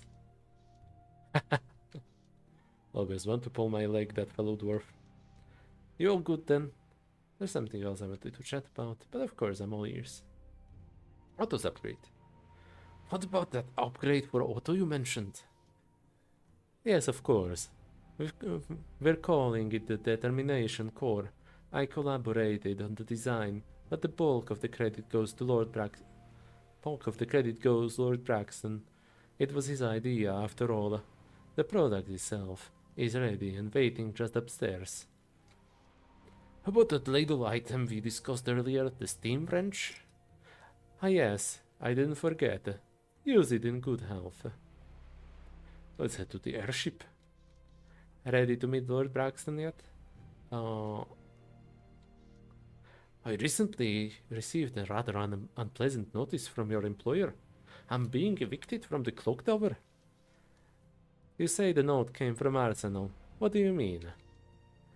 According to the tube message, the clock tower somehow came into Arsenal's hands, and they mean to give me the boot for the betterment of their empire, it said, or something like that. Yeah, at last it does sound like the communications department. Well, don't take it personally. They've acquired half the East End already, and it sounds like the notices have gone out for the rest. The company is spreading like a distillery fire.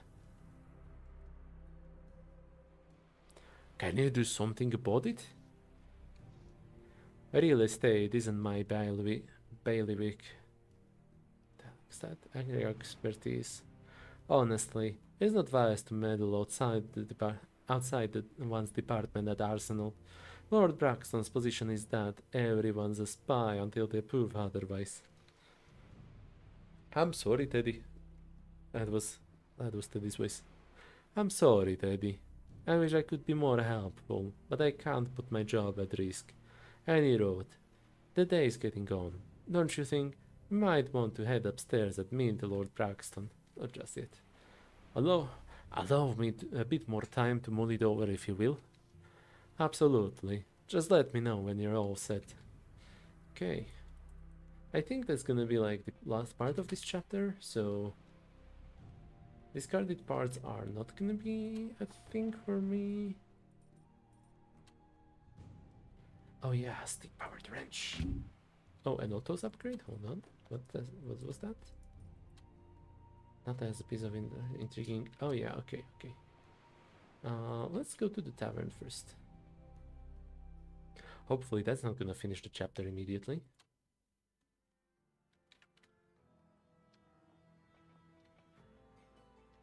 Mounted heads.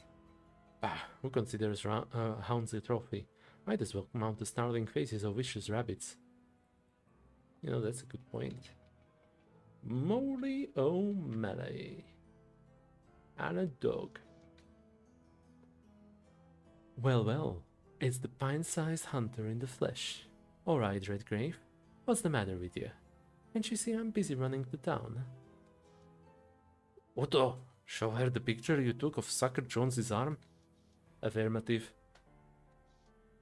Take a look at this souvenir I picked up on a recent job for Bixby. I believe it belonged to a man in your employ, called himself Sucker Jones. Molly makes a show of carefully examining the artificial appendage.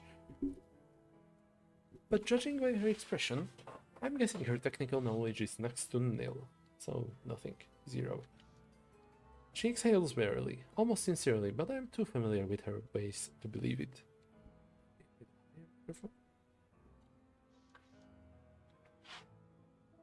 Yes, this is one of ours. It's very new tech. I'm sure you saw that right away. At least it survived Jones's explosion, or whatever happened to him. Well, I have a few questions. I'm all ears. I meant to ask, is that one of those fighting dogs? And he is. Name's Hercules, in fact. You should really see him in action sometime. Hercules is a fitting name for a dog of his size and apparent brawn. Got him a couple of years back at the Demon Dog Show.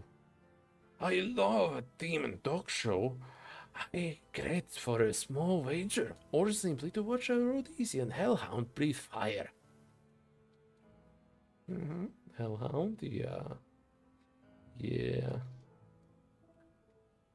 It's a bloody good time. When I first saw Hercules, he was making his way through the obstacles without missing a beat. A bunch of muckety-mucks were there, including Silas Bragg. He's a fan of these rare beauties too.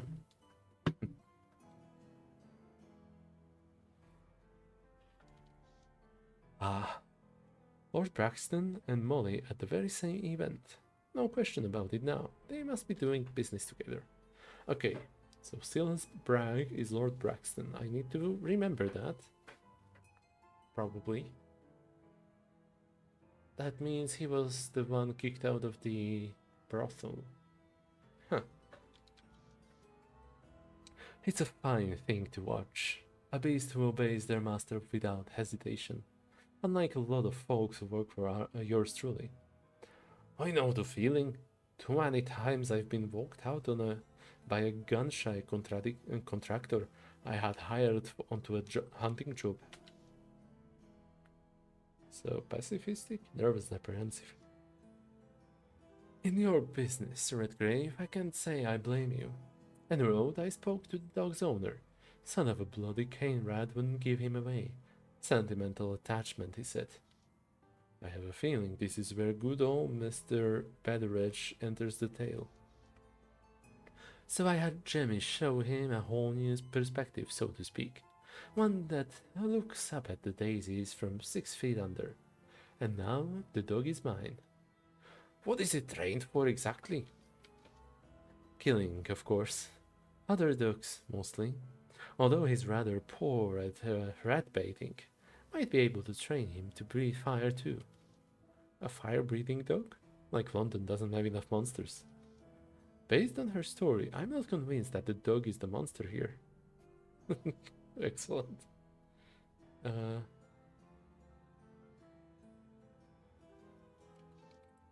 I was having a bit of a wonder about the origins of this piece in particular. Oh?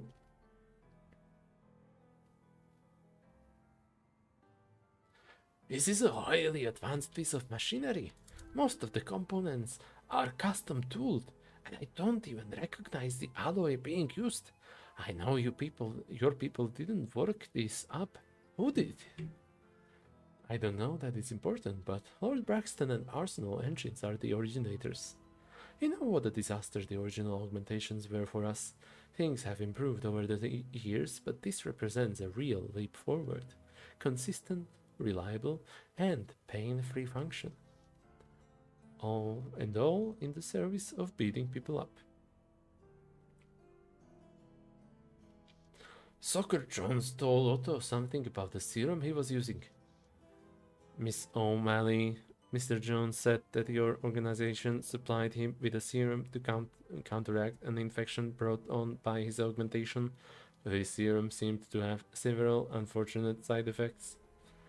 Yes, including uncontrolled cellular growth, wild mutations, and madness. She shakes her head, as if musing upon the foibles of an unruly child.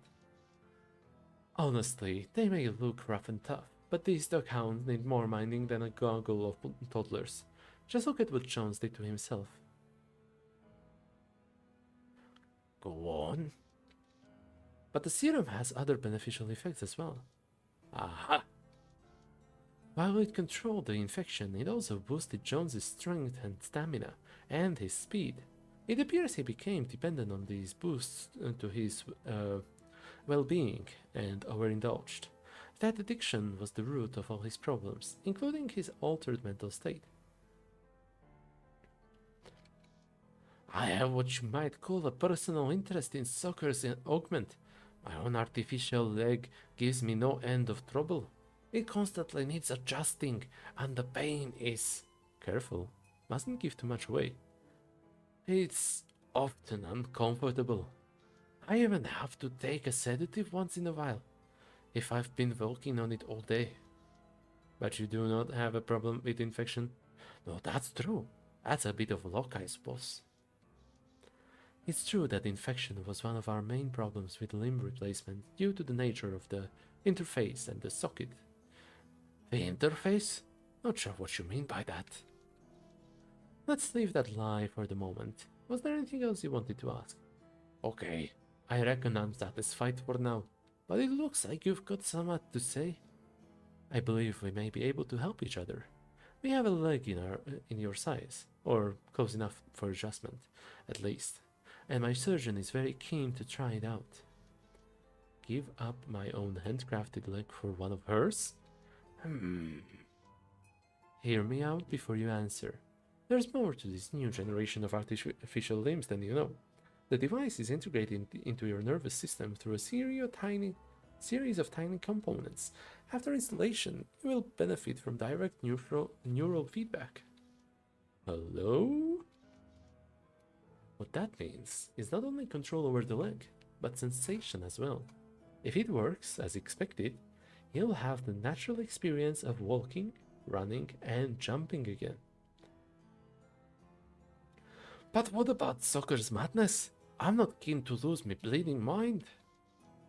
Less of the drama, please. It doesn't suit you. I don't mind taking risks. I've been to war, and I'm a dwarf after all. But what you have to say about the post-operation serum doesn't exactly inspire hope. Then you should talk to Dr. Wainwright. Two of you share a favorite haunt, the Red Lotus Opium Den. Must be where he dreams up such exquisite formulas. I know the place. You'd better talk to him sooner rather than later. I don't know if he'll be hanging about the den all day. He's a busy man. I need to go directly to the den and find Dr. Wainwright. That is, if I'm serious about this. Speak with the doctor, then come right back. I don't have all the time in the world to help you with this. Alright, then I'll speak to the doctor and come back straight away. There's a good lad. See you later, Redgrave. Goodbye. Goodbye. Ooh. Do I have new items? Oh yeah, the wrench. Red Lotus, here we go.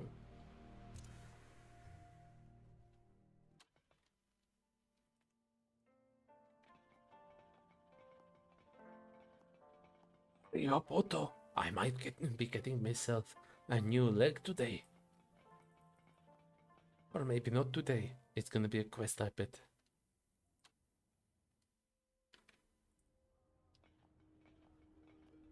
Bath, no thanks. Enter Opium Den.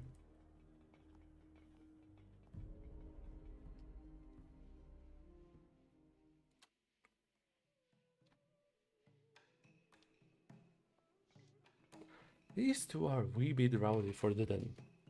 At least they had the courtesy to have their augments at the door. Oh, if they disturb the peace here in the den, Bixby would have them tossed in the matter of moments.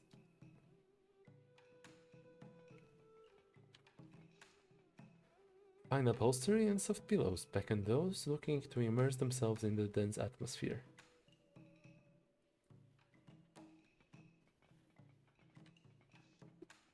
Only thing I can think of that rivals such incense is the smoke-filled officer's tents of wartime.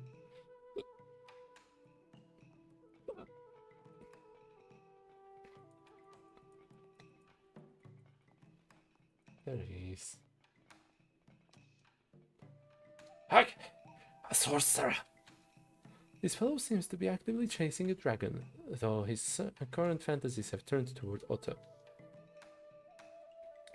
I have powers too, wizard.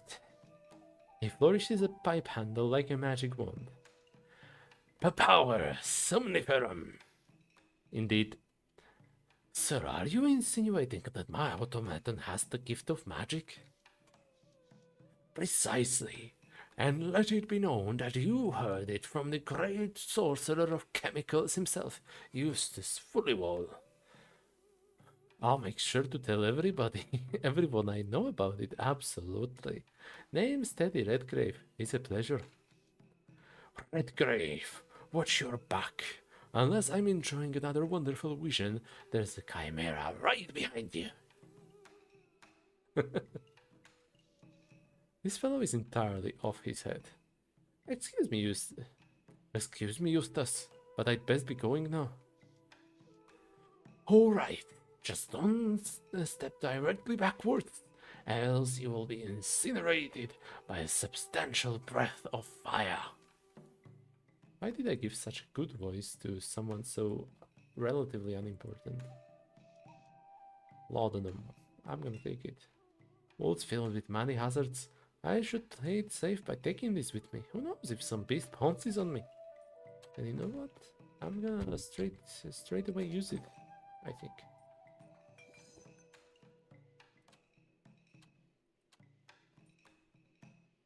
Wow. No thanks.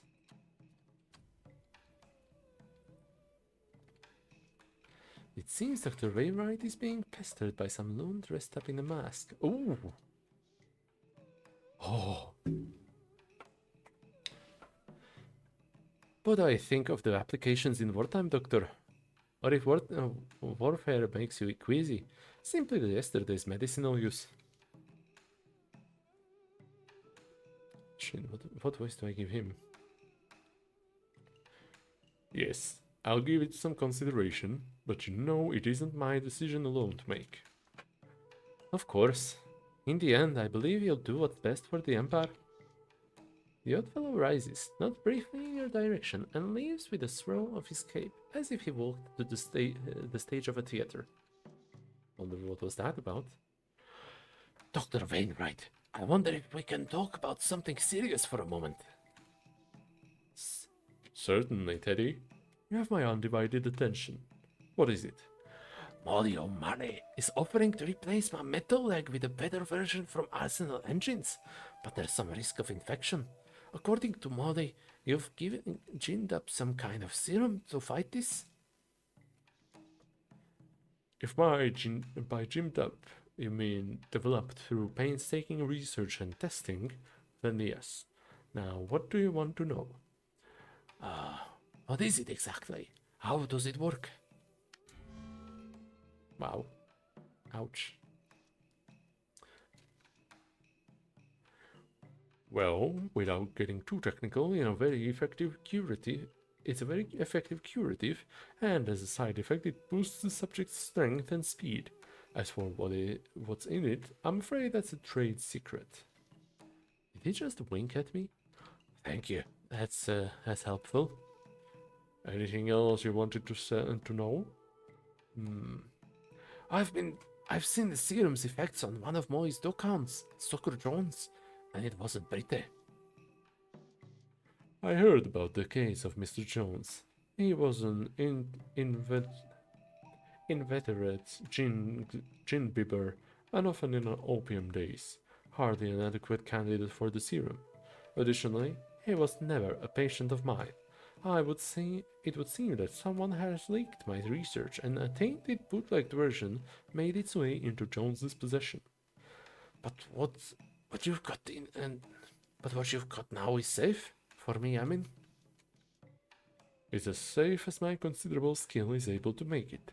Any type of surgery carries risk, but I assure you, in your case, it will be much less dangerous than, say, the original amputation.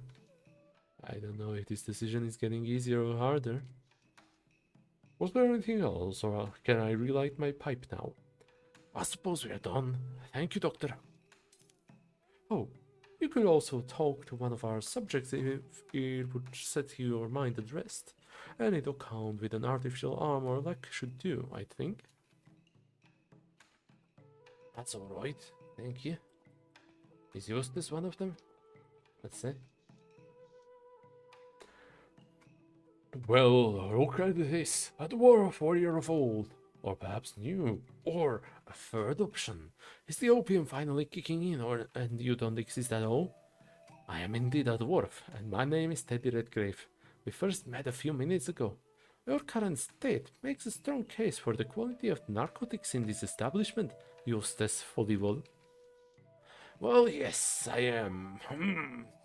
Follival. Yes, that's right. And now that I remember who you are, I may reveal that we have a few mutual acquaintances. Is that so?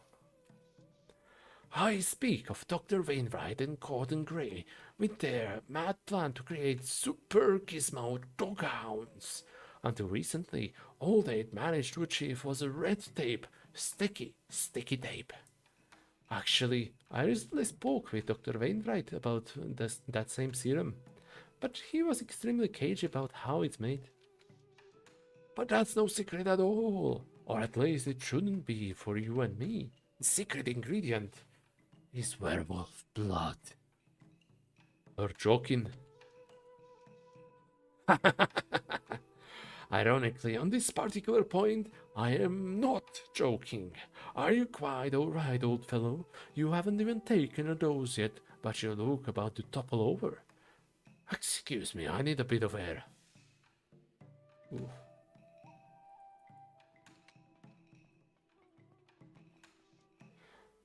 Not in the mood for a chat, if I'm being honest.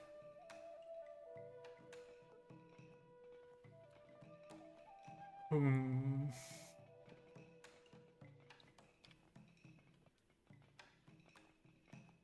don't like the sound of that. Werewolf blood? Seriously?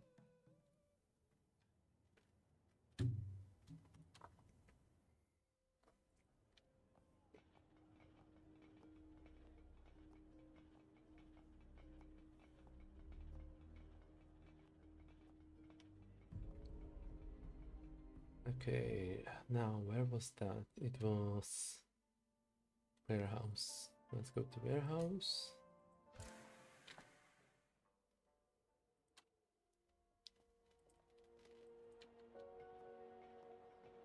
Old socks! Finally! Something for me.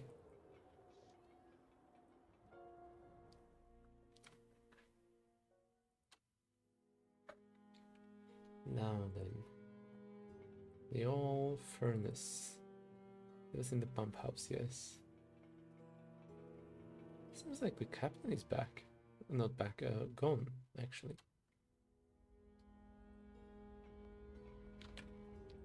Oh, Saberdar. Let's examine that a little. No sense gawping at the Saberdar unless I'm hoping to return it to its owner. I'm noble, but I'm not that noble. Nice platform, control panel. If I stop these apparatus from drawing steam, the tenements will get their heat back. Of course, if I leave it like that, any old busybody can switch it back over to the distillery. It's disgusting what that gangster thinks she can get away with. Time somebody gave her black eye. I've got a lot invested in my business relationship with Molly. She's oft sending me contracts for one monster or another. It's almost certain she'll know I was responsible. Ooh.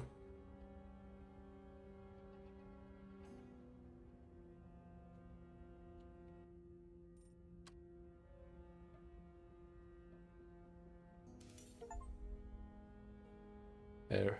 Molly's distilling operation has been stopped, at least for now.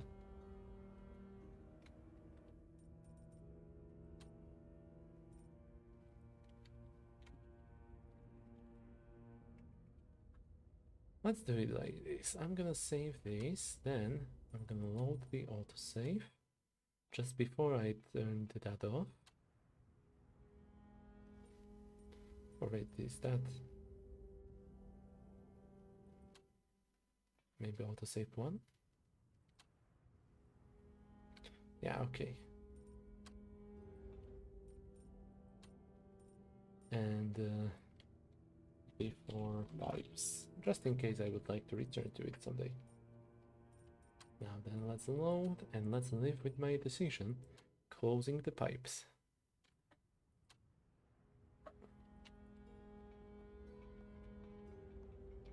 Oh shit. What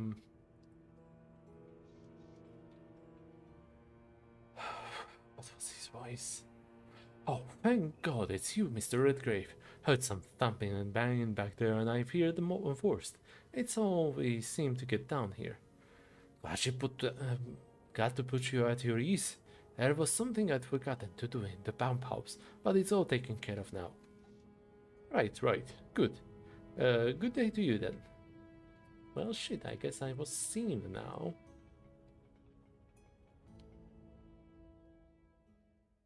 I wonder what would happen if I opened them all the way, but I'll figure that out some other day. The bad ending. The whole neighborhood blows up. Now that I have Clancy's advice on the serum, I need to let Molly know. Okay. Dante has a special piece of intriguing technology. I should get back to my work table with this print.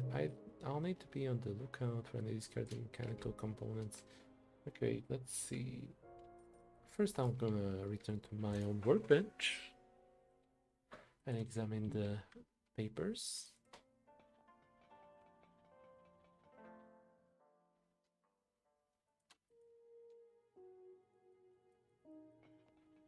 Big clock tower.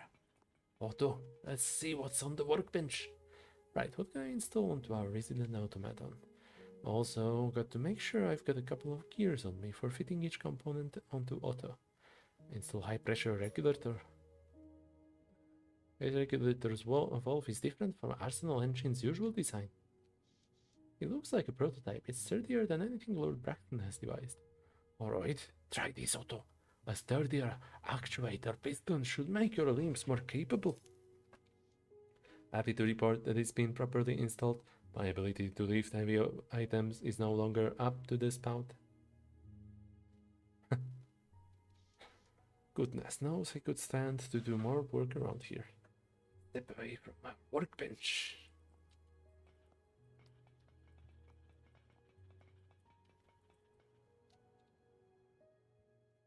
Okay, back to Molly.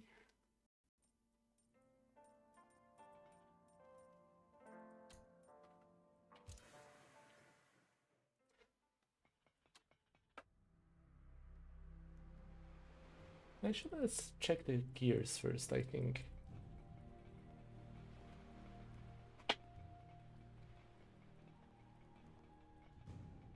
Because there's a guy here selling the gears, right? Nope, there is not. It's just a ruffian for me, not a Green Street. This coat doesn't hardly fit the part of a stupid Steve door. I wonder what he's doing on the wharf. Greetings, dwarf. And who's your mechanical friend? Theodore Redgrave, Monster Hunter Extraordinaire. Oh. Theodore Redgrave, Monster Hunter Extraordinaire, at your service. This here is Otto. I think that piece of cloth around your head is rather fitting. What color is it? It's green, obviously. My automaton does not have visual circuits in place to process color. Humph. Said you were a monster hunter. What can I do for you? What can I do you for? Just passing through. Do you own the boat behind you, or do you just get paid to stand guard? Aye, she's mine, all right. My pride and joy she's. Aye, aye. There's something fishy about this cove, but I can't decidedly say what it is. Although any sizable shipping operation such as this happening this close to the tavern must be related to Molly by some degree. I'm afraid I never got your name, friend. Right you are. Name's Greenstreet. Charmed, I'm sure. I've heard tell of him in certain circles. Reports of the Duckhounds, though not Molly direct. So you're Greenstreet. A pleasure to make your acquaintance. I see my reputation precedes me. Not as much, but yours truly also has found a way into Molly's employ now and then. Well, if Molly's throwing capital around, why not have a piece? Aye, so we are both been under the yoke of Molly before. I'm not sure I follow. Let's not straddle the fence. Our choice of employment isn't always above board.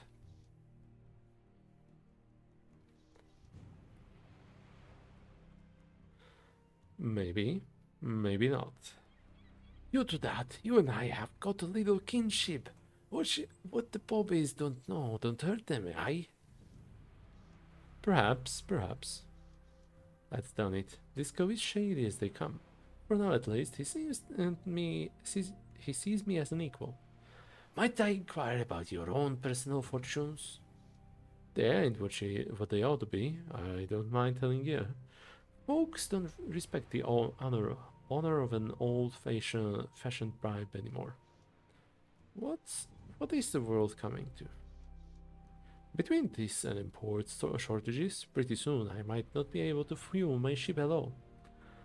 I've heard tell of a new capacitor for that make of boat. Oh, really now? You go on. Experimental polyethylene technology makes the engine more efficient. To be precise, 32.33% more efficient. Repeating, of course.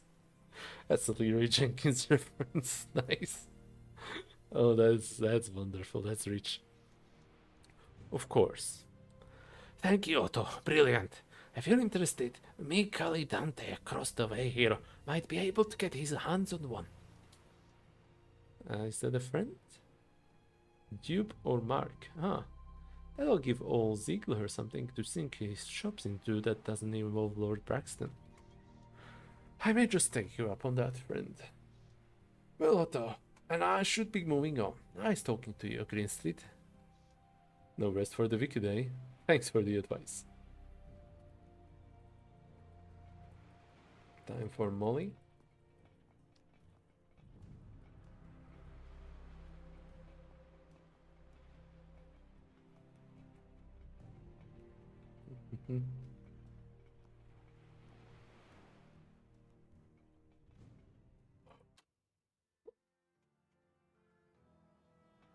I feel like I'm gonna just end it after this chapter, probably. Let's have a look around the park a little more. Nothing? Oh, okay. Hercules. Moise is apparently vicious half-breed. How do you do, Hercules? Easy boy. Redgrave. Back again, I see. What is it this time? To revisit our discussion about augmentations. Oh? Talked to Dr. Wainwright, did you? That I did. And?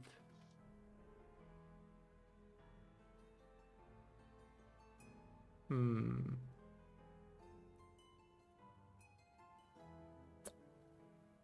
gonna go with the middle.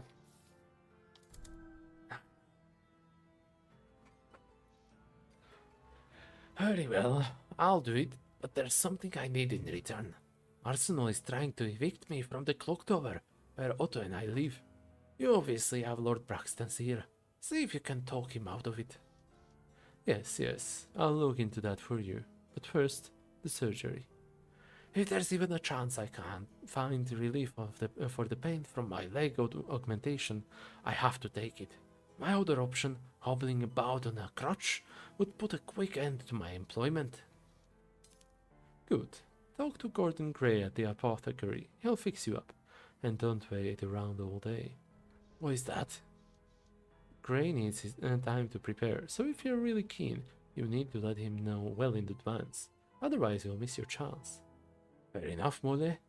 I'll make sure to visit Gray sooner rather than later then. Good idea, Redgrave. You won't regret it. This is mildly annoying.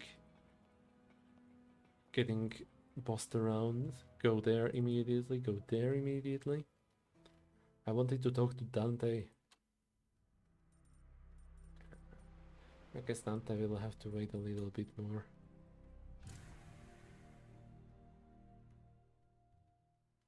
Just a quick visit of apothecary and that should do it. Oh, I'm starting from here.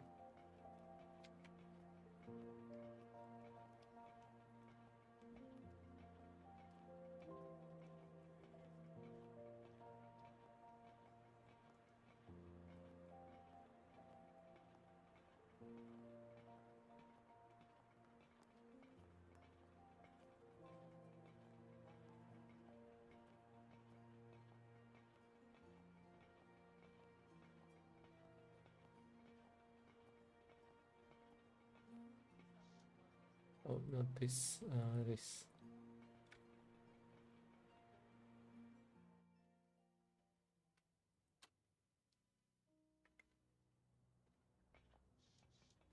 The proprietor, Gordon Gray, works away at something on the desk, lank hair falling over his eye.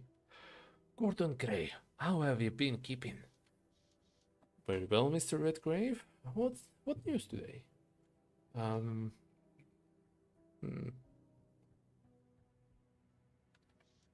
Well, I recently finished a contract in the sewers for Bixby Browncoat. A hunt for a murderous beast hiding among the pipes and machines. Can't imagine how you do it, sir. Even a busy day at the counter here makes me nervy. He called itself Sucker Jones, but there wasn't much man left in its composition by the time I caught up to him. Dreadful. Please, no more details. I haven't the stomach for violence. Are you in pain now? Damn it, yes. My hip socket's pure fire. Yes, and I suspect you're exactly the Cyclops to help me. Of course. The usual. Gilbert's laudanum. Exactly. If it wasn't for your remedies, I'd have to give up my prosthetics and stumble around with a crutch. Here you are, sir. I'll put it on your account. Obliged. As the ticket.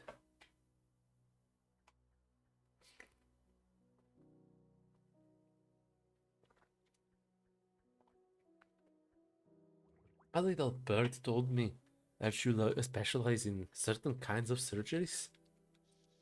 So you're Molly's volunteer. I'm afraid that my schedule's a tad packed today, though tomorrow could work. Very well, I'll come back later. As you say, sir.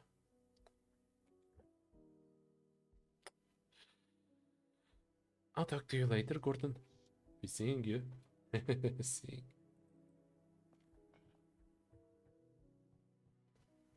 Because he's a Cyclops, get it? He's got one eye. That's the joke. Okay, yeah, I asked about that.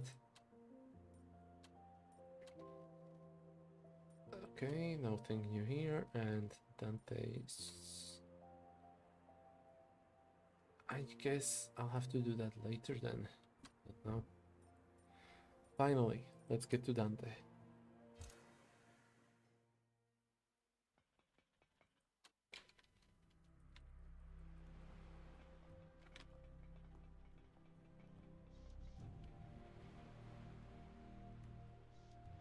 Let's head for the airship. Ready to meet Lord Braxton then? I'm ready.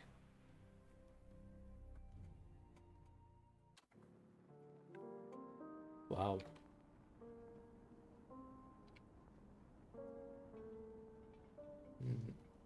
What beautiful scrollwork. Surely handcrafted. It must have taken ages. I suppose Lord Silas goes all around the continent in his dirigible. Traveling like that must be good for the soul.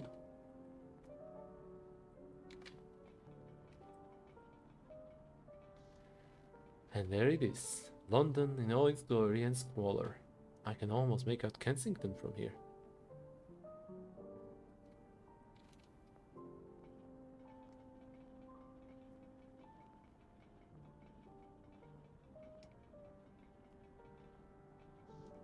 I should get myself one. Listening to music helps make time go faster while working. Look at this phonograph achievement. A cozy parlor for afternoon tea or whiskey. So much luxury doesn't seem right on a ship, even if it is an airship. Dante, you'll have to wait a little more. I'm gonna have a look at everything here. Including his office, maybe? Yeah, he's not here. Lots of numbers and drawings on there. Perhaps what's there Silas jots his idea. Perhaps that's where Silas jots his ideas down. Not that I want to closely study them. I got to respect a fellow engineer's privacy. A cuckoo clock. Looks like a Rombach and Haas from Germany. I'm conflicted about these devices. The craftsmanship is enviable, but the thing itself is ridiculous. They're supposed to keep good time. That counts for something. Someone's ambition spans the globe. Wonder how far arsenal engines will go in the future. Books hardly look worn. Either he doesn't have time to read, or he's showing off.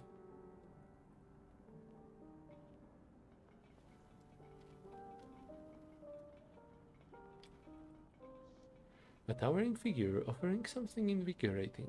Apt metaphor for industrialists bringing technological marvels to society.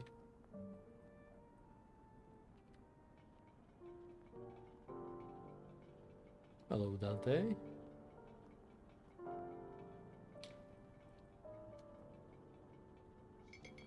Affordable wines, all bearing single-digit ages. Only sign of monetary restraint on his lavish airship. Okay, that's all of them. Look at this phonograph. Many of the more advanced components that allow this dirigible to fly and maneuver here were made by Arsenal. Is that so? Yes. His organization is the future of the Empire, I believe. Empire. I believe that all the way down to my bones. You'll see what I mean once you've had the chance to meet Silas. Oh, here he comes now.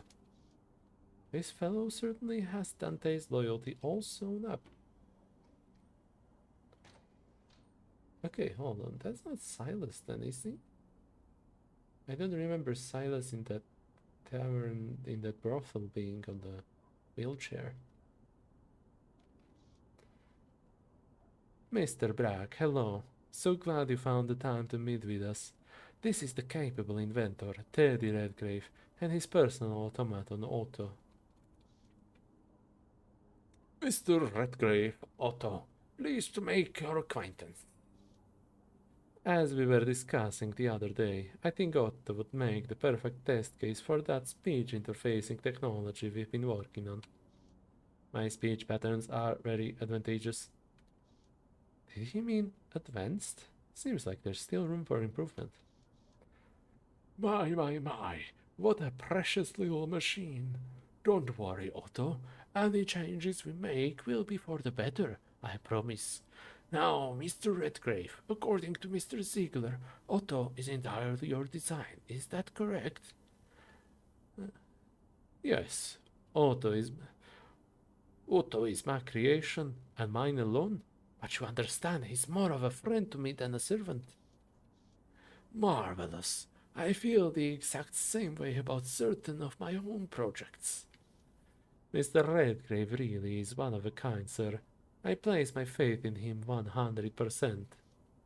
I wonder, Mr. Redgrave, if you know anything about Arsenal's history. Arsenal Engines is more than a money-making machine. Any simpleton can manage that. My aim is technology for the masses. The small, the ignorant, the indigent. I wish to make the same miracles possible for them as for millionaires like myself. He must want to be known for another motivation besides the typical greed of a business magnate. If I don't chase this greatest of dreams, then some less charitable tycoon will take the lead, possibly a plutocrat, with too much stake in petroleum fuel engines. Bloody ghastly that stuff is.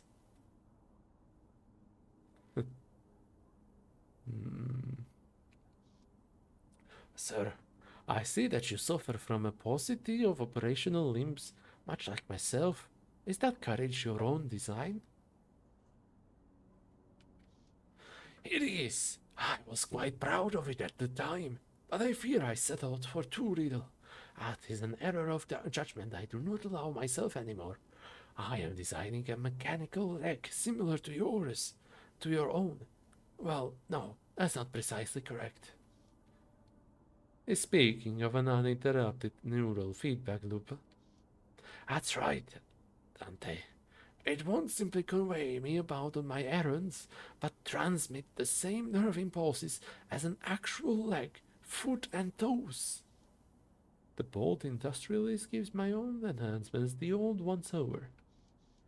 Your own prosthetics are quite clever, obviously better than something one could pick up at a hobby shop, but the ones I'm working on will surpass the function of natural limbs. Did I hear you correctly, sir? Did you just compare this leg of mine to a judo one would find in a tinker's shop? I'll have you know I've stood on this very leg to face such horrors as to make a stoic wet his bricks. Can't you say the same about that little toy engine? Insulting the very conveyance which compensates for his disability was perhaps not the wisest move. Come now, Teddy. Come now, Teddy. You can't. I can answer for myself, thank you, Dante. It's natural for two men of intellect like ourselves to compete. Perhaps not only natural, but desirable. But the miraculous devices of which I speak are yet to come. While your handsome invention is already serving its owner, and by your account quite admirably, for that reason I do not hesitate to concede the argument. Dante has piqued my interest about the module you've designed, but I haven't heard much in the way of specifics. Brilliant. Please rein me in if I start to ramble, Mr. Redgrave. I can be quite verbose when it comes to such a fascinating topic. The new module you speak of is the determination core. I had originally conceived of a very complicated series of punch cards, but it would have been too bulky. An entire room, by my estimates. Too many punch cards. Exactly, Otto. And it would have required a separate machine to swap them out. Consolidated workflow, one machine instead of two. The determination engine is installed alongside the regular punch card reader. It facilitates sophisticated branching logic through the use of tiny, juxtaposed cylinders covered in minuscule protrusions, not unlike a series of interlocking music boxes. That's a lot of delicate pieces, all stored within a small device.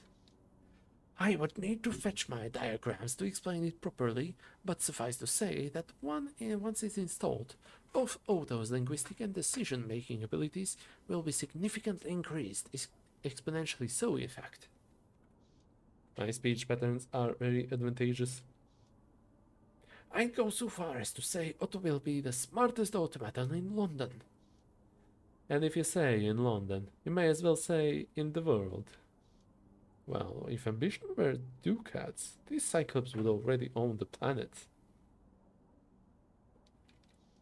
In the world, yes, that is positive. Is the new module safe? The level of self-awareness is amazing for a one dwarf project. But yes, my brass friend, it is perfectly safe. Catering your best technology to the poor? The idea has merits, but I wonder if it's achievable. Nothing could be simpler, my good fellow, or at least it's simple for a company operating at Arsenal's level. I shall establish a few key items that every man can use. Better clear the earwax, old Teddy. You'll want to hear this. Example: a self-renewing light source, or a small powered cart for moving heavy items or carrying goods to market, things like that. I subsidize the initial production costs to sell these things at prices which simply cannot be refused, thereby undercutting the competition. To my own quite numerous workers, I will offer deferred payment deducted from their pay.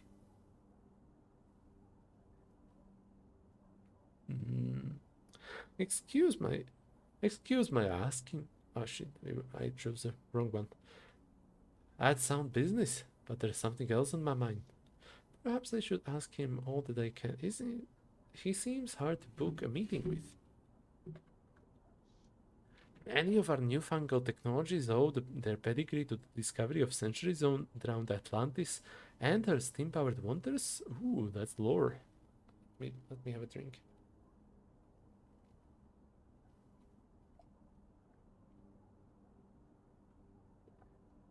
You cannot just drop that kind of lore in the middle of a sentence like nothing is. Like, that's not a big deal. They found Atlantis? Holy shit. Okay. Steam powered wonders. Since your company is so dominant in the field, I must ask, was Arsenal involved in that expedition? An astute question. Yes, my father was. Well, he was ahead of his time. I don't like to brag about his involvement in the discovery of Atlantis, but really, how else could a Cyclops have built an industrial empire like Arsenal? And of course, he paid the price for his genius. A terrible thing. Sounds like there's a hidden tragedy behind the fortune. Excuse me. Excuse me. Are you saying your father suffered some misfortune? He was killed in an accident. Notice he said his father was killed rather than he passed on. Tragedy is sometimes the crucible that makes a dwarf or a cyclops. I hope you feel the same, Mr. Brack. Yeah.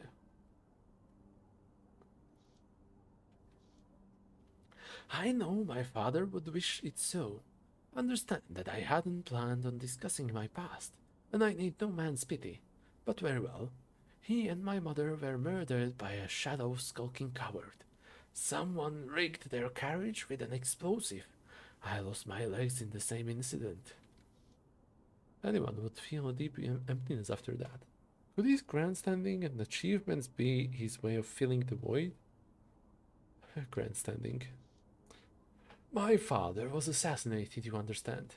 The papers said it was industrial espionage, a jealous competitor. I saw he was killed because he was a Cyclops who had risen above his station, above what society deemed acceptable. He wasn't simply a genius inventor and industrialist, but a philanthropist as well, and from what I've heard, a man who wished to better the lives of others, not only his own kind. He wished equality for all the species, as do I, and he stoked his life on his dearly held beliefs, as have I. But London was not yet ready for a Cyclops to succeed at my father's level, especially one who strove to uplift the entire species. Losing Richard Bragg was a blow to society itself. Let me try that again. Losing Richard Bragg was a blow to society itself. Close enough. But I overcame the devastating losses of that day to build on. The more I talk in Silas's new accent, the more I feel like I am David Attenborough. But I overcame the devastating losses of that day to build on the business he left me. Now Arsenal is a juggernaut of industry. I won't say I accomplished all this alone. Anyone who calls himself an island, I call a liar. By building himself an empire, he's put some distance between his past and current selves. Yet is it better to outrun one's inner wounds rather than treat them? Nowadays, my position is hard for the muckety-mucks to ignore. But if London isn't ready for this Cyclops, then she had better watch her back. But enough, let's not dwell on such a morbid subject. Get to the business of acquiring the upgrade. With all due respect, Mr. Bragg, the sooner money changes hands, the sooner I can get to tinkering, and Otto can start employing his new faculties. I like new faculties. Indeed, I won't bother you with the actual costs involved in the determination engine's creation. I have no wish to make you dizzy. Dante and I consider you a partner in this venture. Because you know the ins and outs of your creation, you'll be well suited to test the working protocols of Arsenal's new device.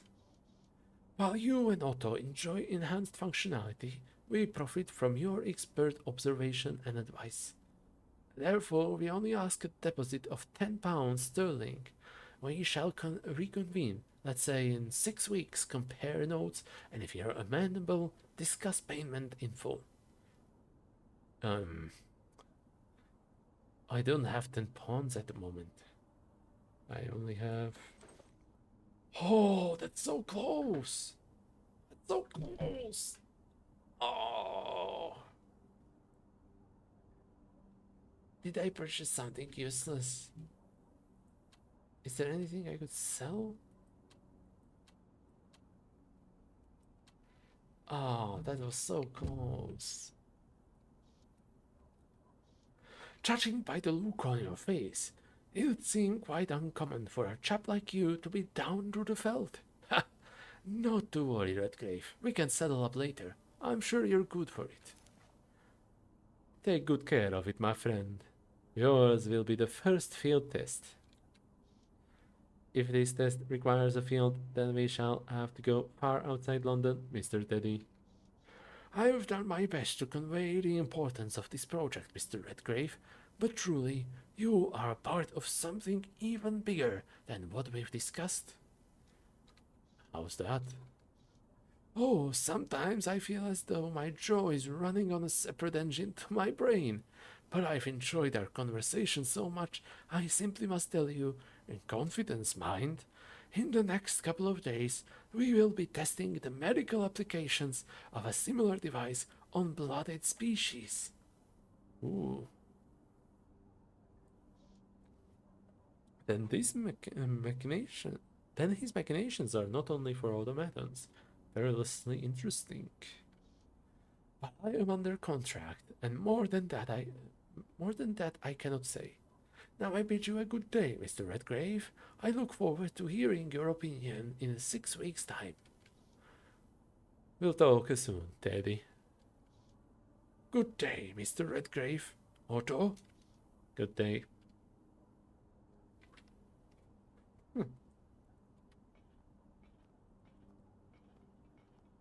I guess that's it then. Yeah, I'm ready. Let's get going after you, Otto. I was expecting the chapter to be over here, but I guess not. Oh yeah, we have to install the determination core. This is gonna be so dope. Otto is gonna have a computer in him. Did you hear that, Otto? Just a little bit more, and you will be able to run Doom. What Doom, Mr. Teddy? Ah, you'll see, you'll see. Right, what can I install onto our resident automaton? Also, got to make sure I've got a couple of gears. Ah, I don't have gears. I literally don't have enough gears. I'll need to look around, I guess. I really hope I did not just softlock myself. Tanter Street?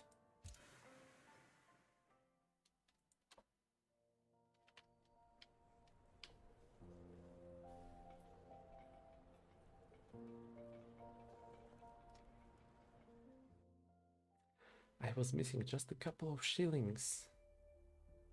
Makes me wonder if I could have done something about it.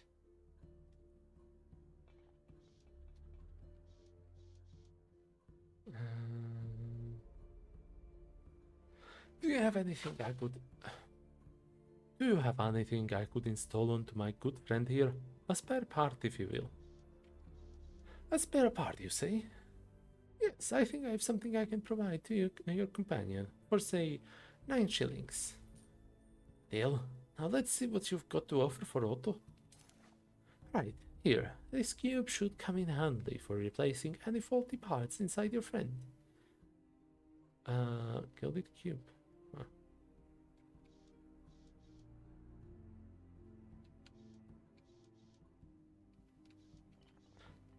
I'm just trying to see if she got any gears. But I guess not. Okay. Oh boy.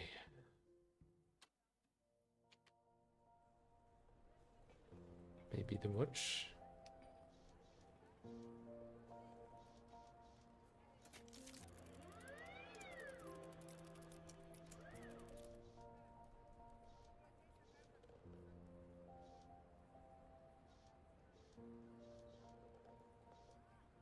Okay. A very small waste of time. I'm sure it was a funny conversation, but I don't feel like taking too long here. I don't know where I'm gonna buy more gears.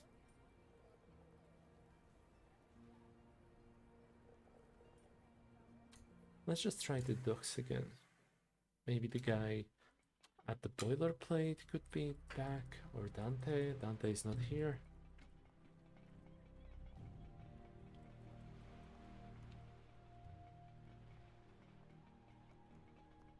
Nope, the boilerplate is still empty.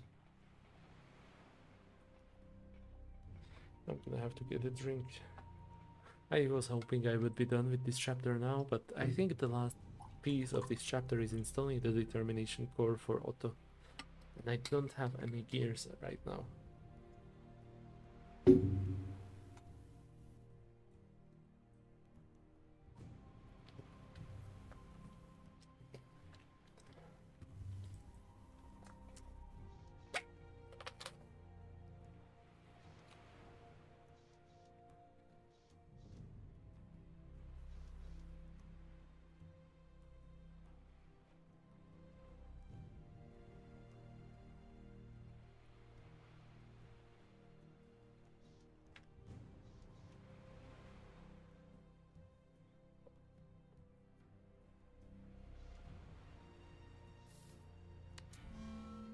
Oh man.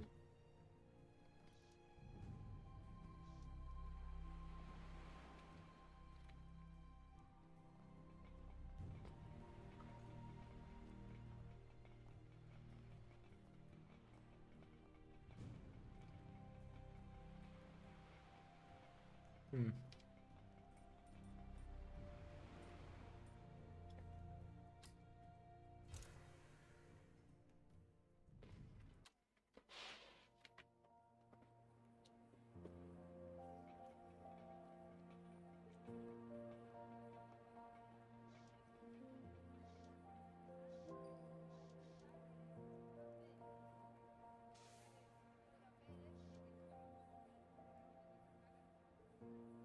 I'm sorry for not reading everything, but right now I just want to find the gears and be done with the chapter.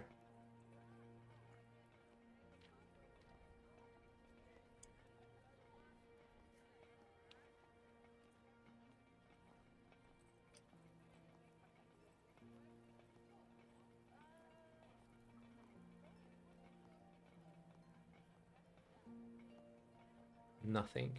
Nothing at all.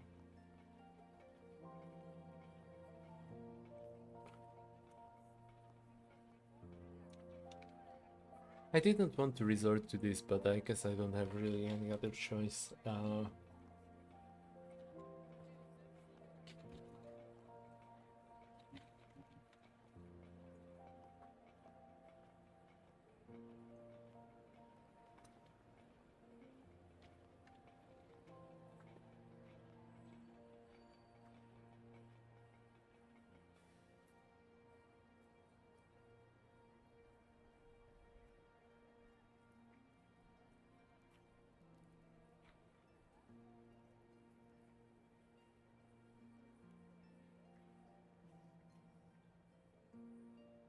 I guess I'm softlock. Softlocked. Okay, I'm just gonna reload it from when I entered the wharf for the first time, maybe? Oh no. Oh, wait.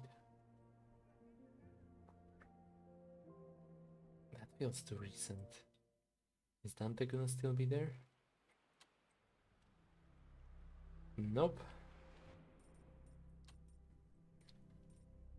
Yeah, I guess I'm screwed.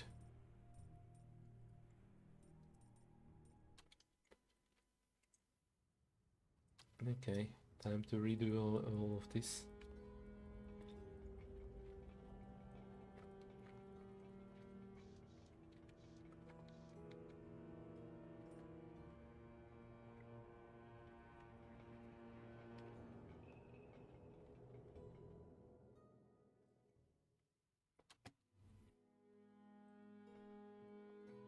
Hmm. Is there any way for me to get more money while at it?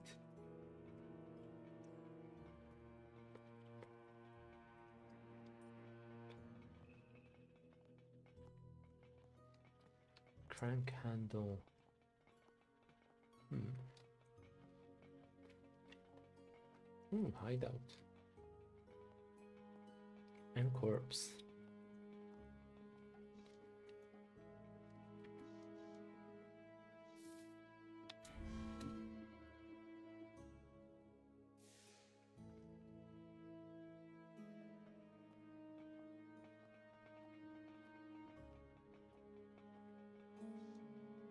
Some unfortunate soul has been squatting down here in the dark and damp grim. I was hoping for something more, but okay.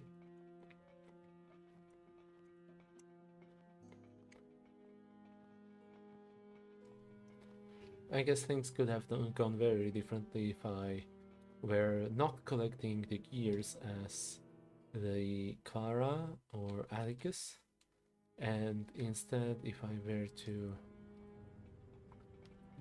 I don't know,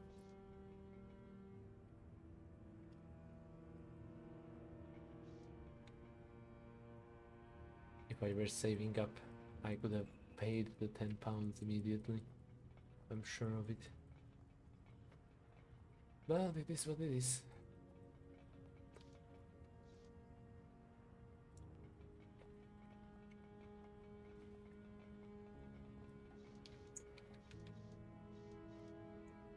Paco Mendes.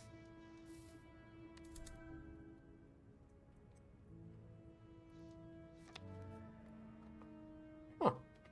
I am creative now.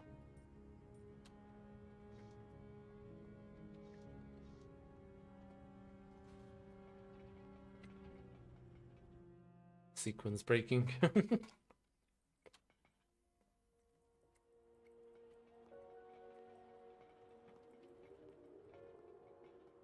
Alright, woman, do you have any cogs? Do you have any cogs in Palladium? Because I would like to pay for them. Otto is hungry for cogs. Bony lass. Now there's a fancy toy. Can that arm of yours do any tricks, handsome? Believe me, lass, this arm is capable of great things. Oh yeah? Fancy a private demonstration? Not today, I'm afraid. I'll be waiting, love. Oh, and next time, call me Louise. Or Miss Arts, if you prefer.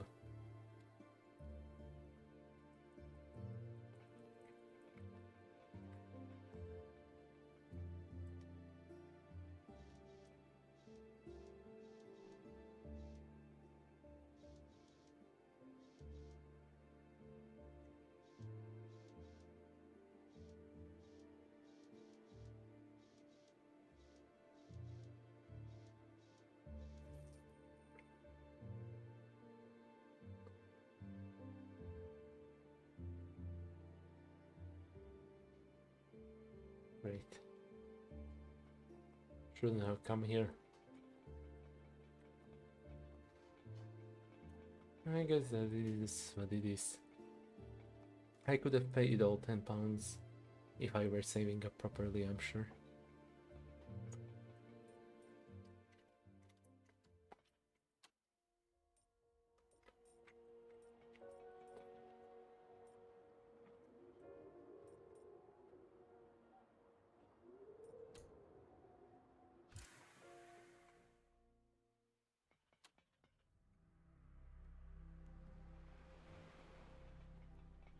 I don't remember how many gears I need, or even if I did hear that.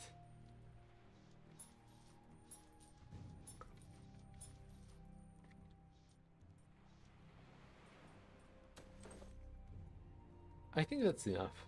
Yeah. I am way below £10 now, but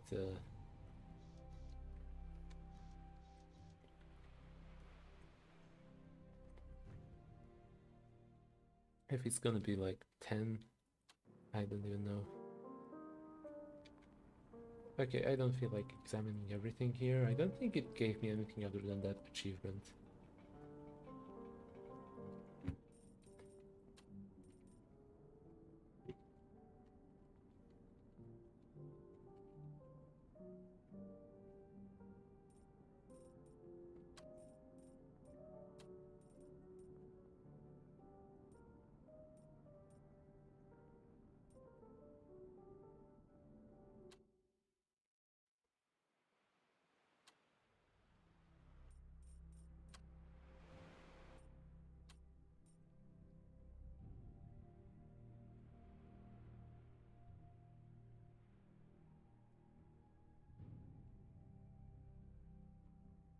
There we go.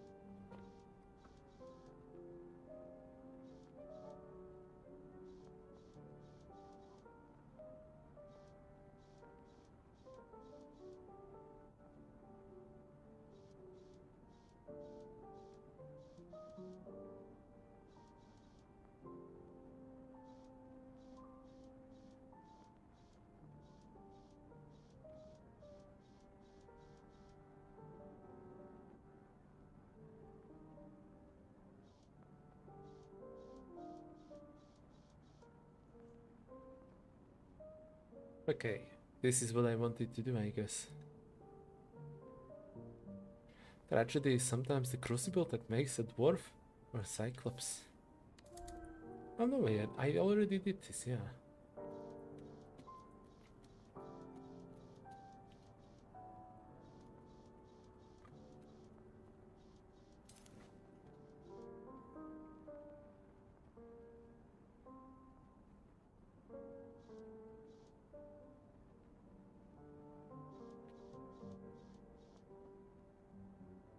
Alright, that's dealt with. Let's head back home.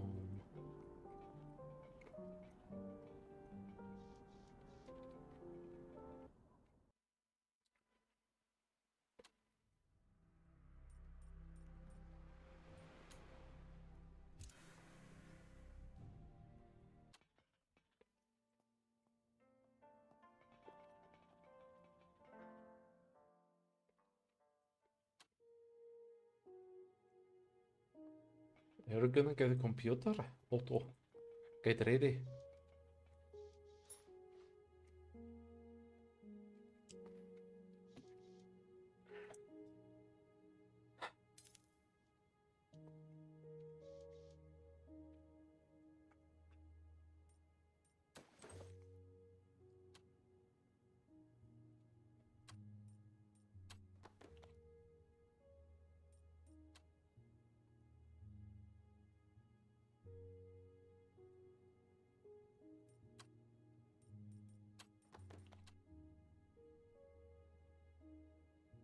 Get Otto mounted on the hooks in the center of my workshop. That way I can open his back casing and install the new part.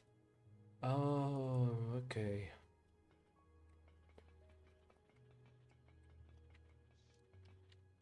I'll need to raise Otto up on the hooks to install the determination core.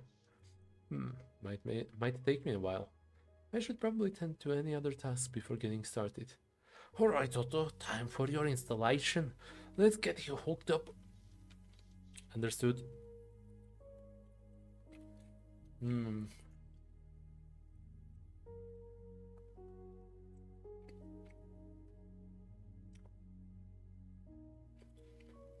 Easy does it. Can't have you shatter into God knows how many pieces, or else there won't be an automaton to upgrade.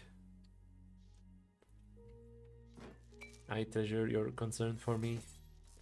Well, let's check behind the panel and see what's what. Sockets need cleaning. Better take care of that first.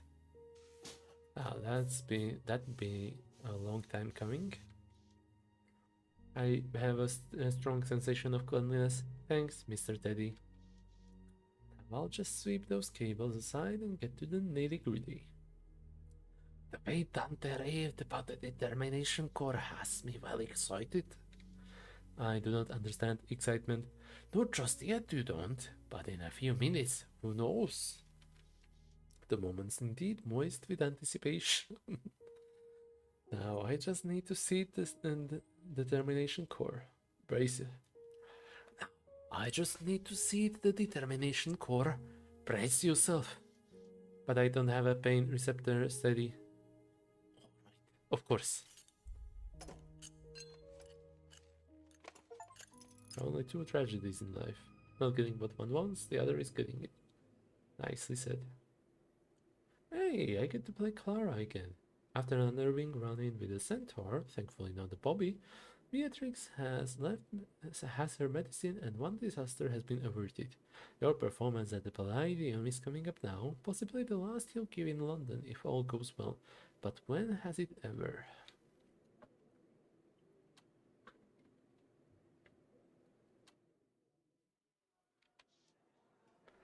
Seems we've a busy house today. All the more reason to give it all while performing on stage. Best not to keep my audience waiting. You know what? Let's do the performance. But first, let's chat it up. There's Bia.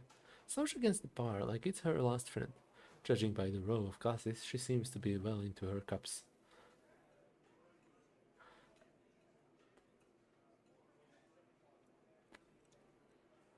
Hello, Bia. Clara. Usually she would jibe at me almost by reflex.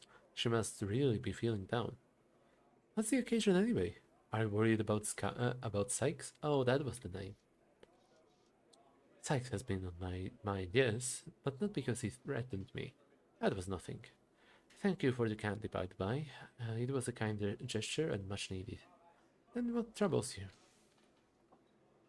Despite her differences in the past, she's looking for someone, anyone, to spill her feelings onto tonight. Alex and I, there was one night recently, quite a passionate night. We were in rather a frenzy. A bit rough, though nothing either of us didn't desire, I assure you. Nothing particularly jarring there. It sounds entirely within the reason thus far. Saints know some clients request a rougher edge to things. I won't say I wasn't a titch marked up by the end of it, though so was Sykes, for that matter. Ahem. Still, Zora was less than enthusiastic to see her star girl bearing such marks. It's not unheard of for dollies to take precautions against such things. Certainly we aim to maintain a certain air. But it should hardly be the impetus for a madam's ire. These things happen.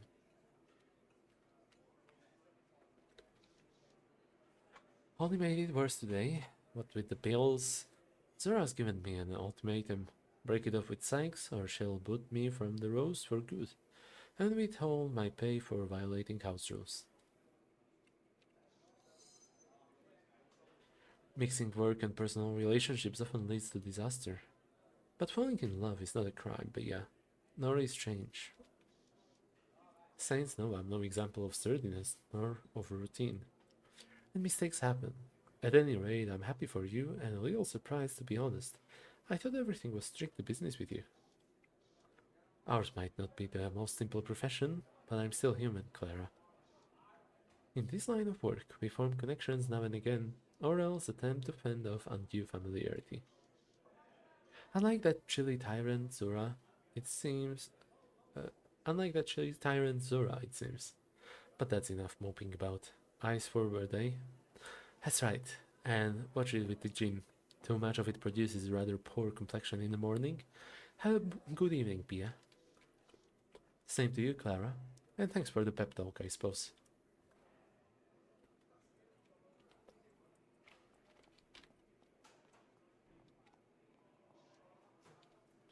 There's Ari, humming a happy tune. Clara, oh, hello. I thought I'd drop in to offer my support. A girl should have her friends around her on a night like this. That sounds like the same Didi Felipe was singing. What's that tune you're humming? Oh, I don't know. It got stuck in my head at some point and now it's going round and round. Ari's never been a good liar. I heard it earlier from the fishmonger, Felipe. It would seem the two of you have gotten rather close. Yes, I suppose that must be where I've heard it. It's really very sweet, a good fellow, but I'm not entirely sure of my feelings for him. Not yet. And the sweet fellow's about to propose. This could turn into a real casino.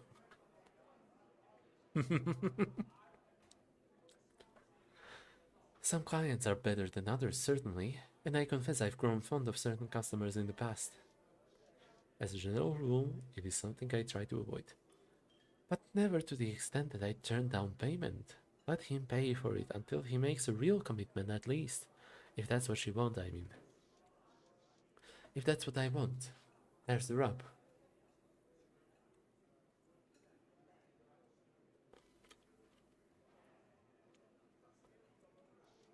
I understand if you need time to think about it, but perhaps you should find him, Ari. Talk to him. The sooner the better. Figure out what it is you want together. Yes, yes, you're right. I need to face him head on.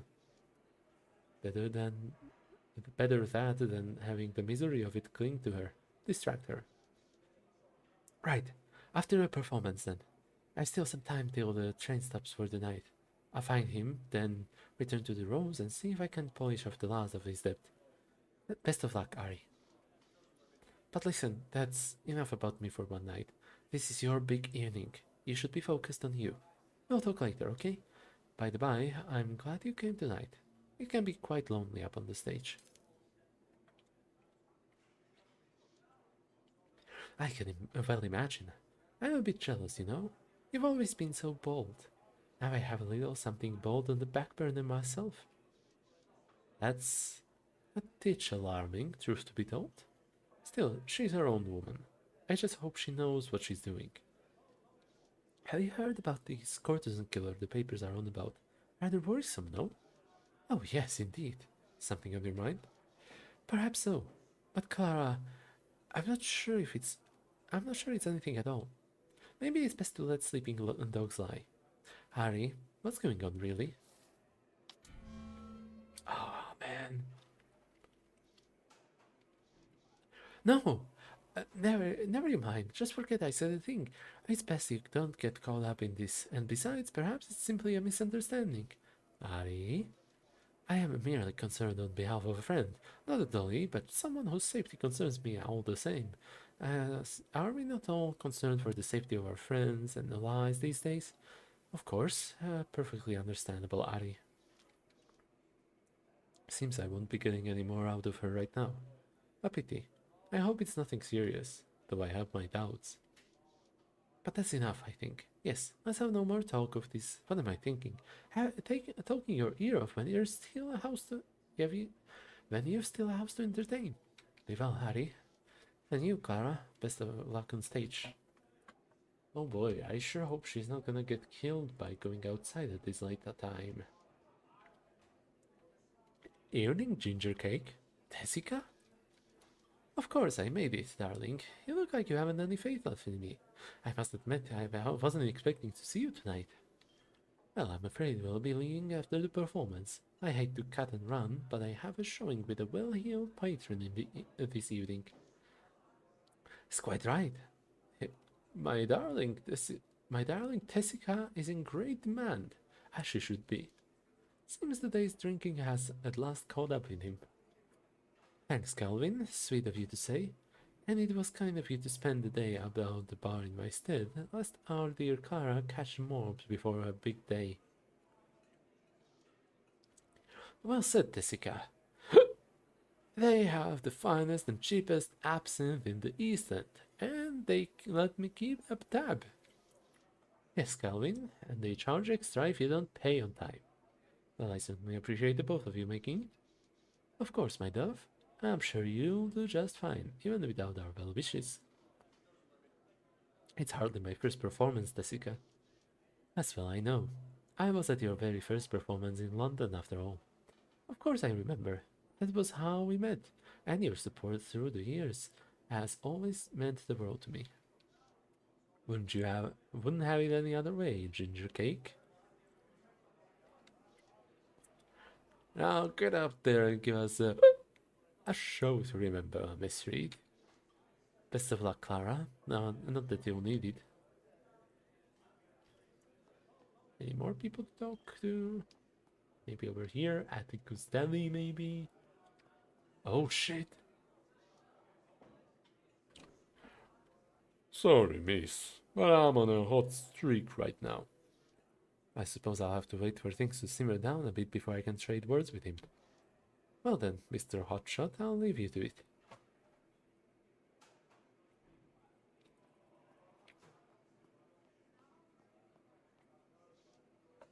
This goes to the green room and my last show in London. I must say the nostalgia's like a knife. Now then, I know the steps and how to hit the notes. Shall we begin? I'm gonna save, just to be sure.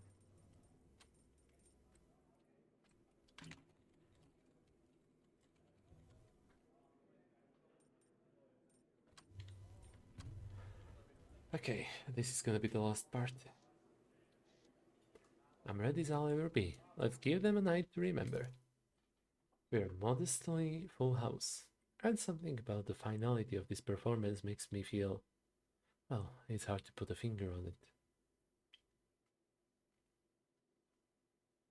Eager. I'm eager to put this all behind me. Let's leave on a high note. The band begins to play a hopeful ballad from my years in America.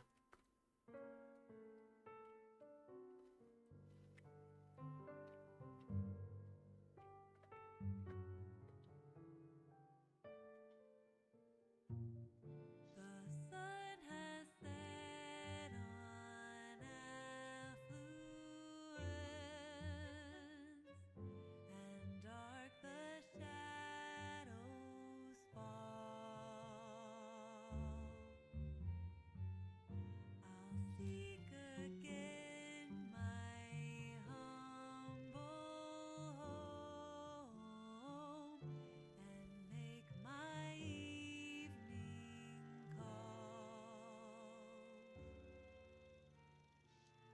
The vagrant and the ditch are hushed. The stars are cold and Tremendous. Just excellent, lads. I'm on a roll tonight. sing my whippoorwill. This rumbum is still in the crowd. I must keep my composure.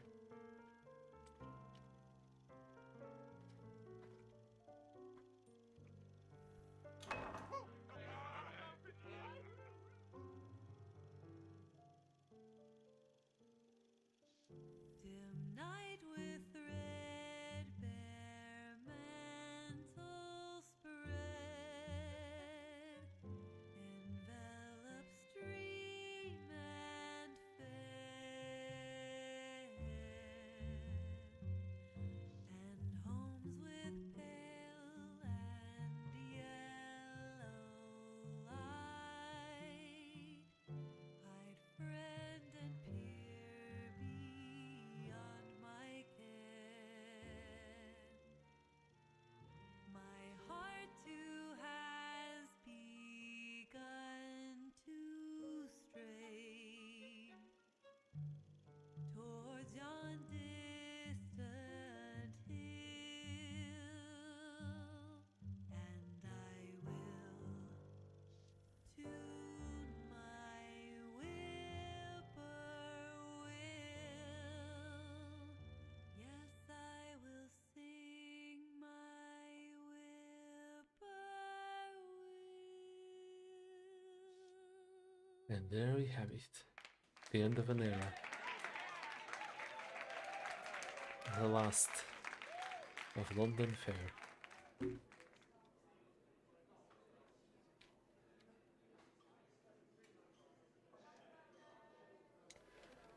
Quite the performance, Kara. Masked man whom I have never seen. Perhaps he hopes to hide his identity while frequenting the Velvet Rose. I do hope the audience enjoyed it. First time at the Palladium? Perhaps I could have one of our girls give you a tour of the Rose upstairs. Thanks, but I'm quite fine down here. In point of fact, I attend tonight to see you. Your reputation precedes you. You've seen the posters advertising my performance? Something like that. This man has ulterior motives for sure. If he's not here for a transaction at the Rose, then perhaps something unscrupulous. Certainly he did not just come to see me sing. I'm glad you liked the show, but I'm quite busy this evening and I should be getting on. Is that right? I noticed someone else this evening who seems to be quite busy as well. He gestures towards the raucous gaming tables where the burly minotaur who interrupted my performance sits still. He is still entirely sozzled, still adding to an already obscene pile of winnings. Shame about that interruption. Some people just don't know when to quit. That fellow does seem busy, busy earning doge. Perhaps he would enjoy some time at the Rose. Put his earrings to a better use than a game where he could lose it all on a bad run. I was thinking much the same. Where are you now? That's quite perceptive, Miss Clara Reed. Something in his stare tells me he's been watching me closely for a while. Is he of the Lancaster's goons? Just waiting for the right moment to strike? In any case, he's right. That gambler is a good mark, and I should think he owes me for interrupting my show. I should see if I can convince him to part with a portion of his capital. Or the entirety, if need be. Well, I'll leave you to it. Best regards, Miss Reed. And he takes his leave, just as mysteriously as he appeared. Ah. Well, I cannot leave it at this. Though the proverb is true, the Lord loves infants and fools. The Minotaur is certainly feeling his oats, and from the looks of that pile of chips, he has good reason to celebrate. I'd be a bit more forgiving if he hadn't interrupted my performance. Perhaps his winnings are enough to pay Green Street. I'll need to get a closer look, but it appears I found my mark. It should be simple enough to get him alone somewhere and swipe the tin. With any luck, I'll be able to leave London tonight exactly as planned. Where are his winnings? Goodness, I think I recognize him. He's the typical London lush, but the Rose only rarely has minotaurs for clients, much less repeat ones. Though I can't remember what the devil his name is. Atlas, perhaps? No, Atticus. That's right, Atticus Daly. I estimate his level of intoxication. Nice. I might have underestimated his tolerance, as he appears to have some remaining control of his inhibitions. He'll certainly remember me come morn. A fact which should not matter as long as I am able to leave London as planned. He is able to count his multiples according to the value of the chip, and then arrange them into stacks, albeit at sluggish pace. Convincing him to have another drink or two will make this easier. I'm gonna search in his chip count.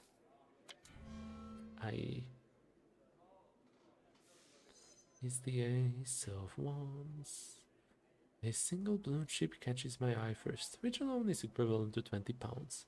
Additionally, 7 black chips, 16 whites, and a generous helping of greens. Merciful saints. And there's your stacko tenors. He pulls in a lot of chips, but I can't be sure of the precise total.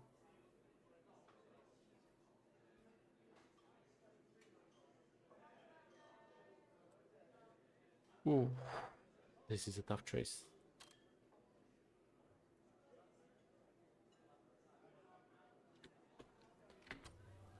Let's go with intellect. Appeal to his gambling skill. Care for a swap table. Care to swap table, tips over a drink. Oh. His dumbfounded expression is one of 40 books. And that sound I made, holy shit. Very fitting. I have to bite my tongue to keep myself from laughing.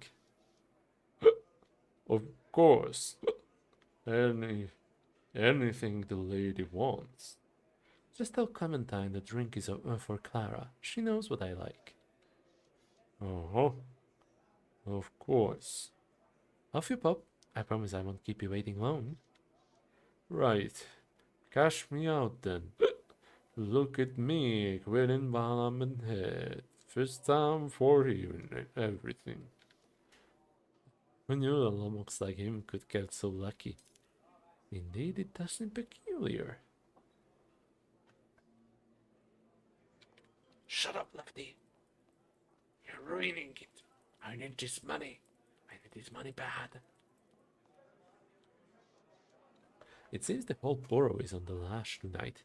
And there sits my mark, jawing away with Clementine. Time to make my next move. Well then, Atticus, how did I do up there? Apart from when you interrupted, he's still chatting with Clementine. I'd, I'd best speak clearly. He seems to have temporarily damaged his hearing with drink. Atticus Daly? Excuse me. Something wrong, Atticus? You look as if you'd never seen me before. Of course I do. We've met, many times. Now we're getting somewhere. I didn't know you sang so beautifully. Thank you, Atticus, and this coming from a man who must be well versed in myriad forms of entertainment. Myriad? Is that her name? Oh, sorry. It's Clara Reed, the chanteuse. Let's get you a drink. This is going to be even easier than I thought. Yourself. Let's have a drink upstairs instead. His eyes light up like a gas lamp. What are you saying, Miss Reed? Mr. Daly, you've been to the Rose before, have you not? Perhaps you might join me somewhere more private and see where it leads us? Well, do you still want that drink? I just remembered I promised you one.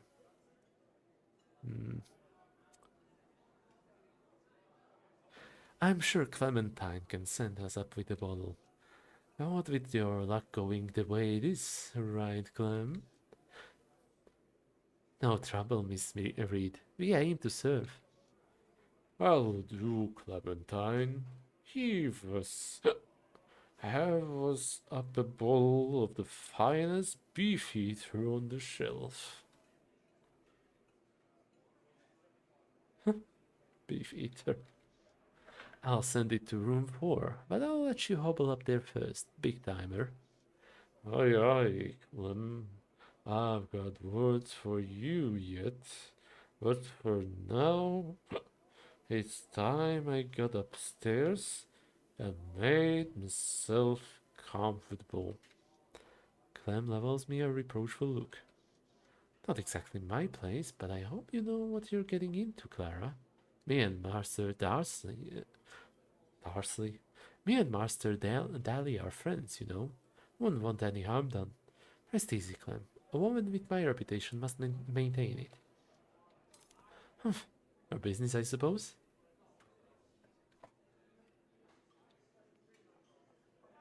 The piano has been tricky. Atticus is asleep, and the combo went back to New York, and the jukebox has to take a leave. The carpet needs a haircut, and the spotlight looks like a prison break. Goodness, he looks a lot more sober than he did downstairs. I suppose it's true what they say. Realtors really can hold their liquor. Sorry, love, didn't mean to keep you waiting. Quite all right. My head was really spinning. I wonder if we might just chat a while. Of course, just give me a moment to get a bit more comfortable. Best to remove my weaponry before climbing into bed. Most of it at any rate. Danger removed. My apologies, Dove. It's perfectly fine. Is the problem...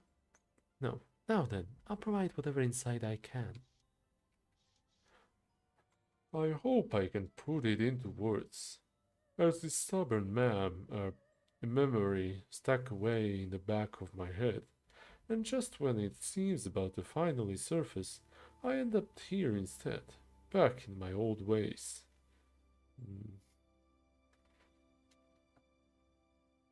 At least we have this cozy corner of the call house to commiserate. Perhaps I'm born a drifter, not meant for the straight and narrow. Because even when my luck runs out, I never hit rock bottom. You're like in that, in some ways. I can recall times I've grazed that bottom depth myself, before coming back up for air. Oh, no use maundering about my past. What the hell is maundering? Oh, I ought to throw all that away and embrace the moment. I think I heard that in some poem once. It sounds difficult, though at least you're not alone in that. I just can't be sure of what I want. You're in good company there. This modern life is impossible to foretell, but we adapt or die trying. I'd be bluffing if I told you the easy way out hasn't crossed my mind. Maybe I just need an ear or a warm body next to me.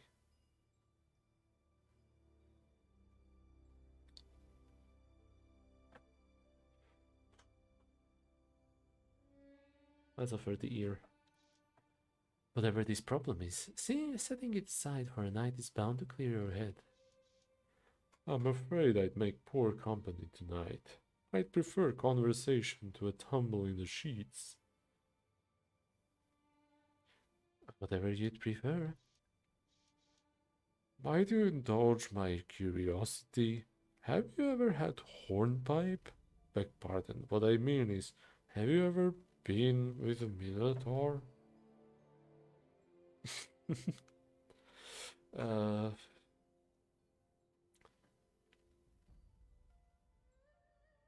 oh yes. Does it frighten you? Perhaps a tad, but it's nothing I can't handle. I'll take your word for it. Hmm. So then, is there something you'd like to try after all? Let's give it a go. Whatever you like. Will I have to censor it? I'm gonna hide the screen just in case. I don't want to risk it. His motions are shaky, unsure. He swoons and clutches at his head in regret. Uh, hmm. The poor man must have really been through the ringer as of late. Sorry, but this isn't how I wanted this to go. But I am in no right state tonight. Hold on, I should probably show that because it's not in graphic, at least not yet.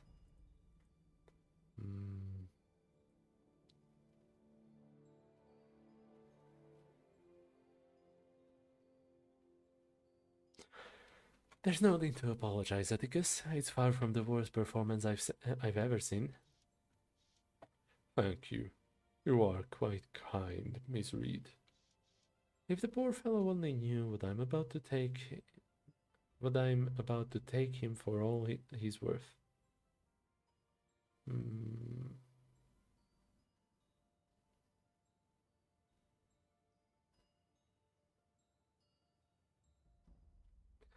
Let's lie back and I'll fetch some tea, Caddy. Chamomile?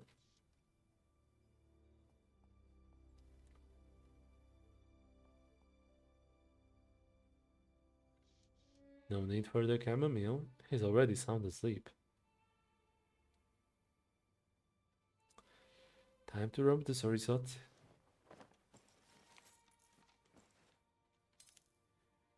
Here's the dosh he won from the Palladium. Drifting easy to slip away now. Oh, trifling easy to slip away now. Enough to pay Green Street off, though only barely. Well, best not leave it behind.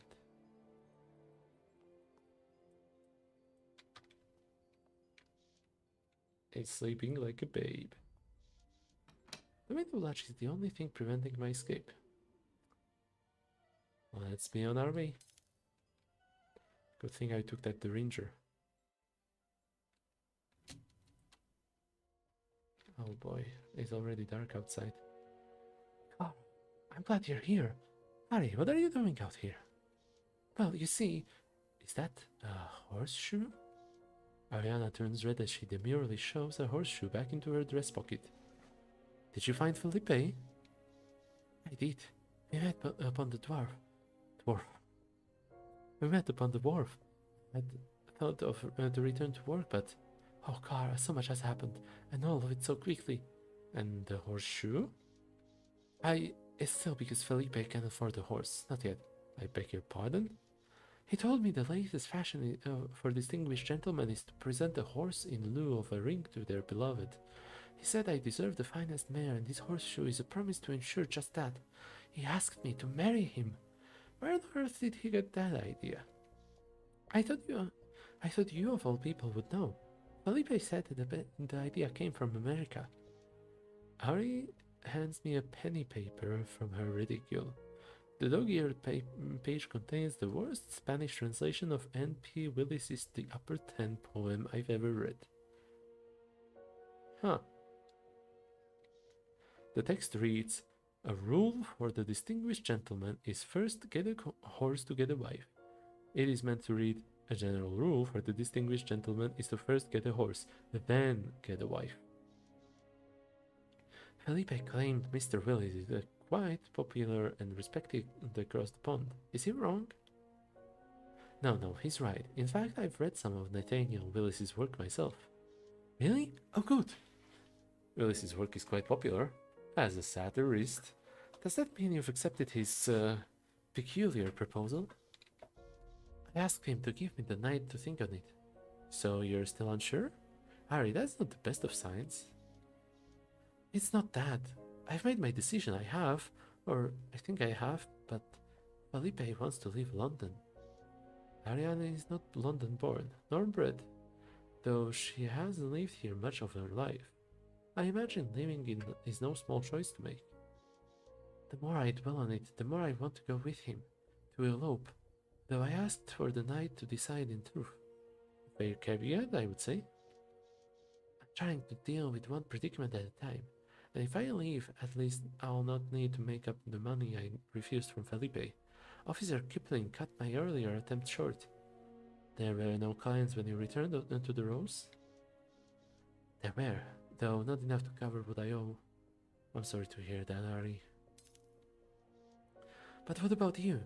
You've seemed quieter than usual as of late.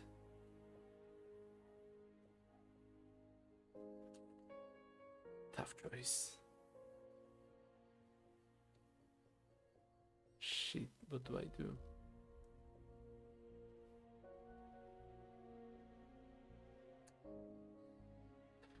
Let's evade. I'm afraid I don't know what you mean. Oh? Oh yes, of course. And suppose it would hardly be my business if you were. I'll miss you too, Ari. But I'm so excited too.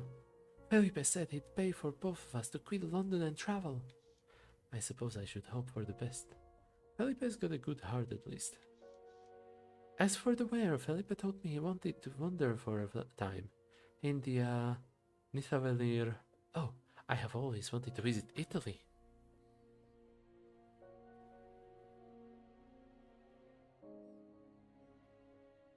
That sounds lovely. I'm happy for you, Harry. Well, then I suppose this is goodbye.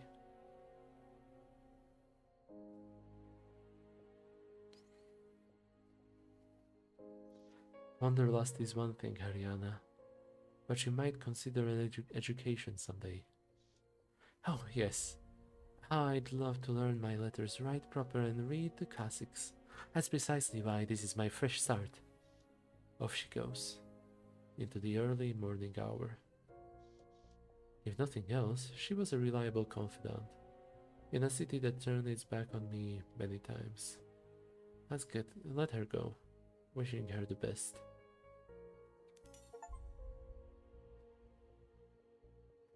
Best of luck, Harry.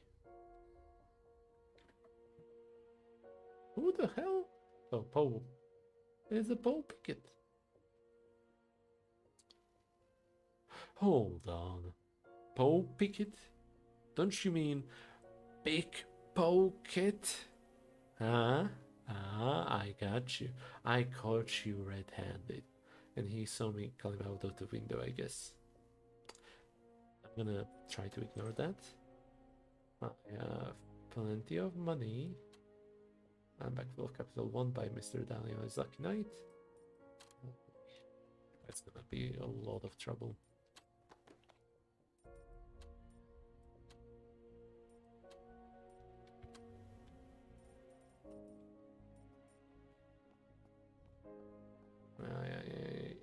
I don't like the fact that I cannot use the map.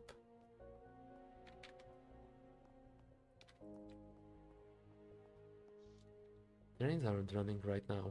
I need to cut through the back alleys to avoid being spotted. The street just behind me should get me to the wharf. You mean this street? No. Oh hell no, I'm not going through that back alley. Who knows who's there? I'm gonna go around.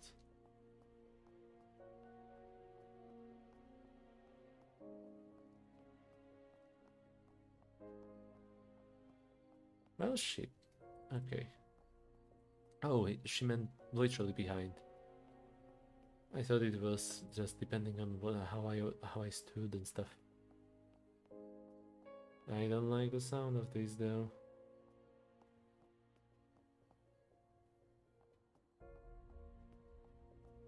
Side alley. I've nearly made it. If I take that side alley to Plaza Soris, I can reach the wharf. In my bullfrog days, we only lifted valuables, never hard capital. Never hard capital. Being this lucky feels a bit surreal. Speaking of which, I haven't had a moment to count the money.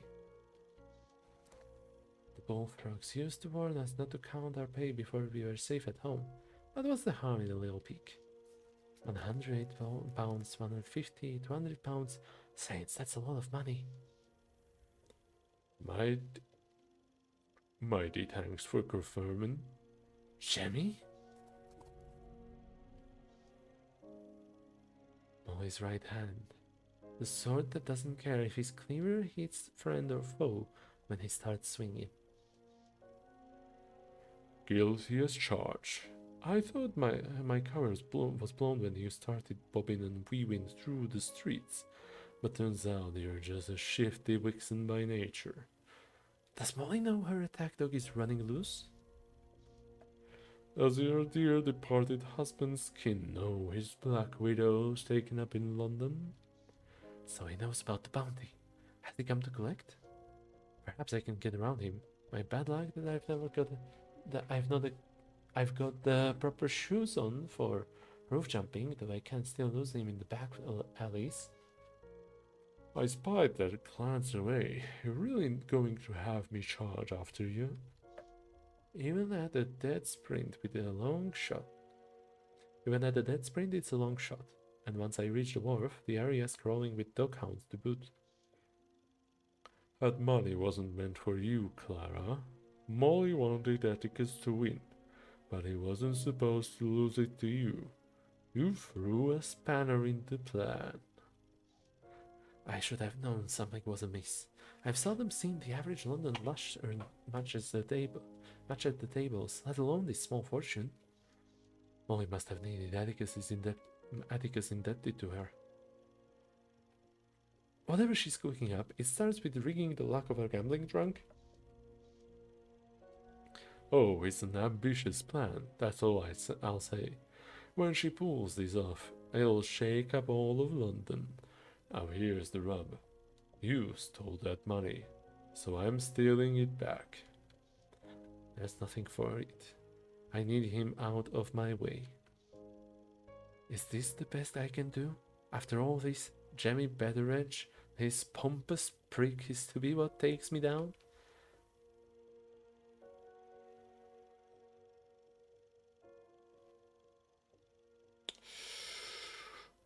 Danger. One last warning, Jemmy. Gonna take a shot with that pea shooter you had up your skirts? You could land 6 shots in me head and chest, and I'd still die of old age. That's what I love about me cleaver, not even a hide like mine can shrug off a good swing. There's a reason the Royal Army's frontline infantry covets Minotaurs so. Even Gatling guns are bitter if the shots spread too wide. One shot is enough noise to draw in a copper for a look-see. Are you prepared for a good old-fashioned party? Sounds like a night well spent.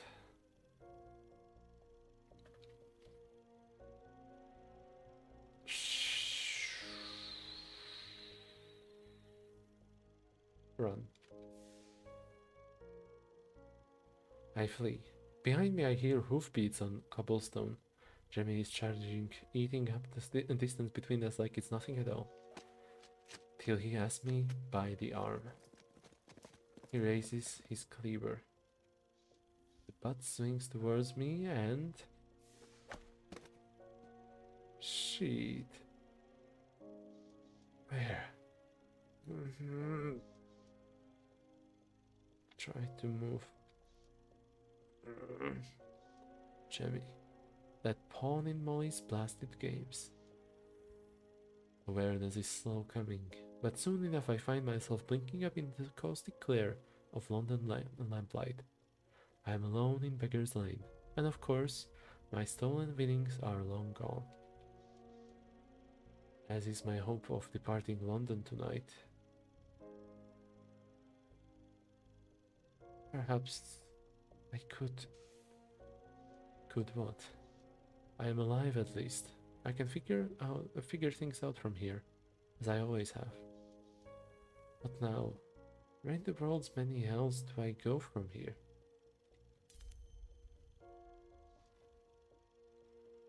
We are all in the gutter, but some of us are looking at the stars. A twee sentimentalist notion.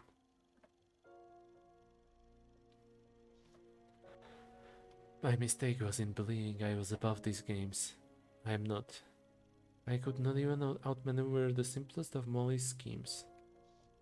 And now I'm here, left to face the aftermath, with only a headache to keep me company. I try to keep my consciousness and time slips slowly by. For a time, I'm content to simply sit and indulge in this wholly unearned self-pity. What now?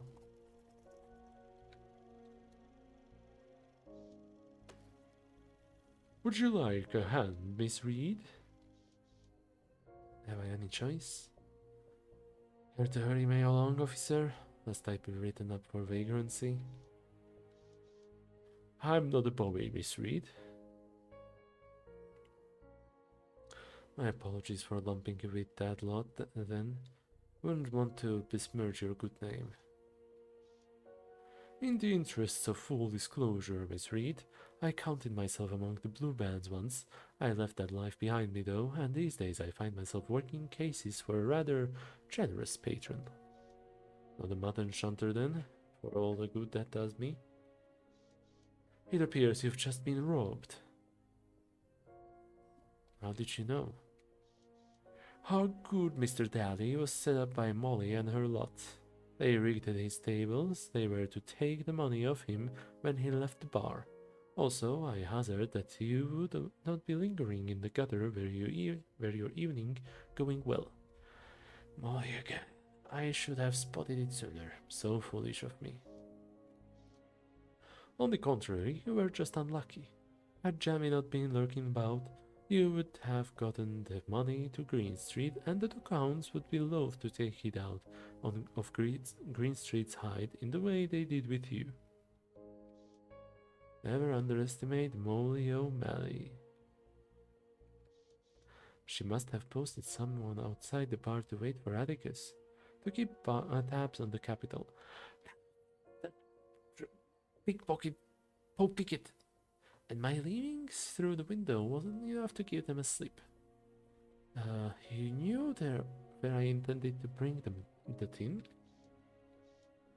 Those that I work for has their suspicion.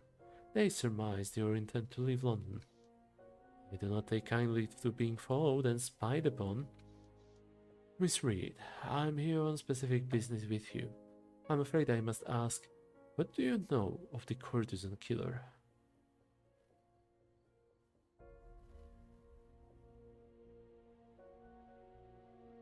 Just leave me alone, would you? I got nothing of use. Actually, let's go with the first. For God's sake, what does it matter? I came here to entreat your assistance, Miss Reed.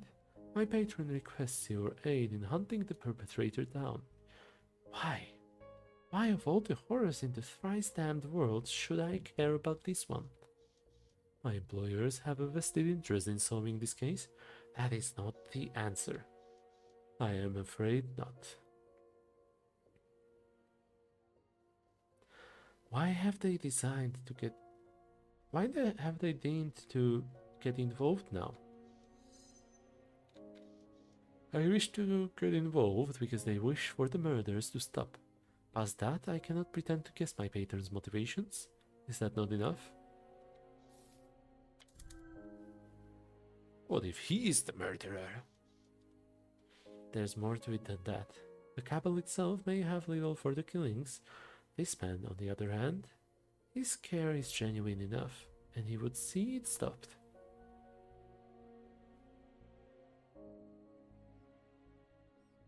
What do they offer? What would they offer me, these generous patrons of yours, in return for my service? I have never once worked for free, and I do not intend to start. They pay well, very well. I did not exaggerate when I called them generous. Their patronage is what allows me to pursue my work as a gumshoe. Oh, he's a detective. Capital, in and of itself, would go a ways toward ensuring my continued safety. They can also, of course, offer you protection, as well as their substantial resources toward the effort of solving this case. Entry to the crime scene, to the morgue, and access to any leads we have thus far. You mentioned protection? Aye.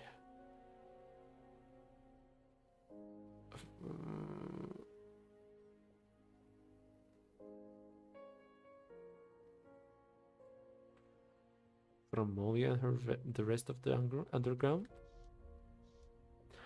My patrons represent a host of private contractors who pursue various interests that align with their own.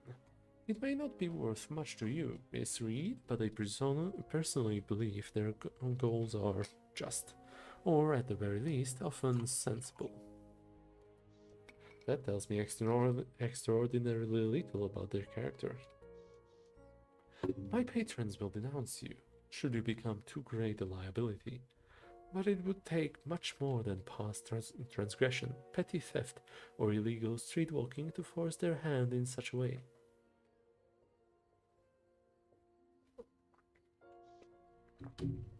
A wealthy American family has placed a bounty on my head. My patrons are aware of the Lancaster family's incentive, as well as your history with them. They are prepared to dedicate themselves to your protection and deal with the Lancasters in whatever way most efficiently removes the problem. Well, I'll be damned, isn't that something? That is good to know. The notion that my affairs might be down to this enigmatic organization is unsettling, to say the least. If your patron is as powerful as you suggest, I have little choice but to comply. This conversation is farce. I don't want to lose hope. Let's just go with alright. Alright? Yes, I'll work with you to find the courtesan killer. You have my aid till the butcher is dead or jailed. Or till the great pit itself opens to swallow up the Thames. A circumstance which seems less unthinkable with every passing year. I make no promises regarding the purchase of my services after the villain is put down. We shall see. I can't make any promises either. But if you're willing to dole out pay and protection, then my skills are yours. Lord knows I've gotten into bed with worse, literally in some cases. I'm pleased to hear that, Miss Reed. For now, I would suggest you return to the bell jar and get some rest. That's not a bad idea. And, begging your pardon, Miss Reed, but I believe he took quite a thrashing not long ago. It wouldn't do to have you concussed and reeling. I'd take you strychnine and a warm... maybe strychnine? And a warm bed seems the best course for you. He's quite right. I'll send a missive round to the bell jar in the morning, let you know if anything else comes up. Till then, Miss Reed. Till then. I can resist everything except temptation. Ah, so the masked stranger isn't your run-of-the-mill nutter. Nutter. On a visit to Sacred Heart, you discovered your mother's maiden name, Hathaway, and confirmed that she is being held at Bethnal House, a hospital for the mentally infirm, and a chinwag with Clementine gave you a lead on accessing Bethnal.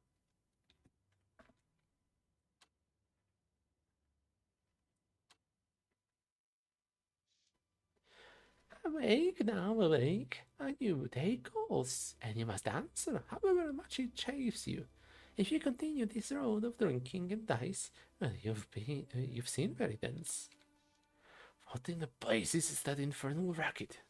Sounds like someone dragging an animal across a brick road. No, it's nothing. Just my hangover. But then again, didn't I hear screams in the night, or was it a nightmare? There's a putty in my mouth, like I was chewing on a juniper branch. But was it only the gin I was tipping back? No telling what mix of alcoholic concoctions went down my gullet, but at least I'm alive. Anyway, my luck has finally changed. Thanks to my brilliant turn at the tables last night, I can at last square my debts with Molly. What's this cursed nonsense? Where are my blasted winnings? Another dawn, another disappointment. I was robbed in the night. No one steals from Atticus Dally. But I'd better clear my head before I try to recover my wealth. Hark! Is that a rumble in the pipes or that scraping noise again? This time of day, the Velvet Rose should be quiet as church. Sounds like, and it's coming from the next room. Perhaps the thief is still on the premises. I should investigate. And that's where I'll end it for now. Atticus was robbed. Thank you for watching. I hope you had a lovely time. I had a lovely time myself. I was not expecting the first interaction between player characters to go like this, but it was pretty interesting. I totally expected at least one of the ladies outside at night to be killed, but I sure am glad they were not. At least for now. Who knows, maybe Ariana will be killed by the time she goes to the port. I am curious where this goes next. For now, though, I'm ready to call it a night. I played one more chapter than I wanted originally, but hey, at least we saw the performance. That was beautiful. And we saw how Atticus got robbed. And there's a whole lot of scheming, planning behind the scenes. Curious where that all goes. Thank you for watching. And I'll see you next time. Who knows when? When I'll feel like it, I guess. Bye bye.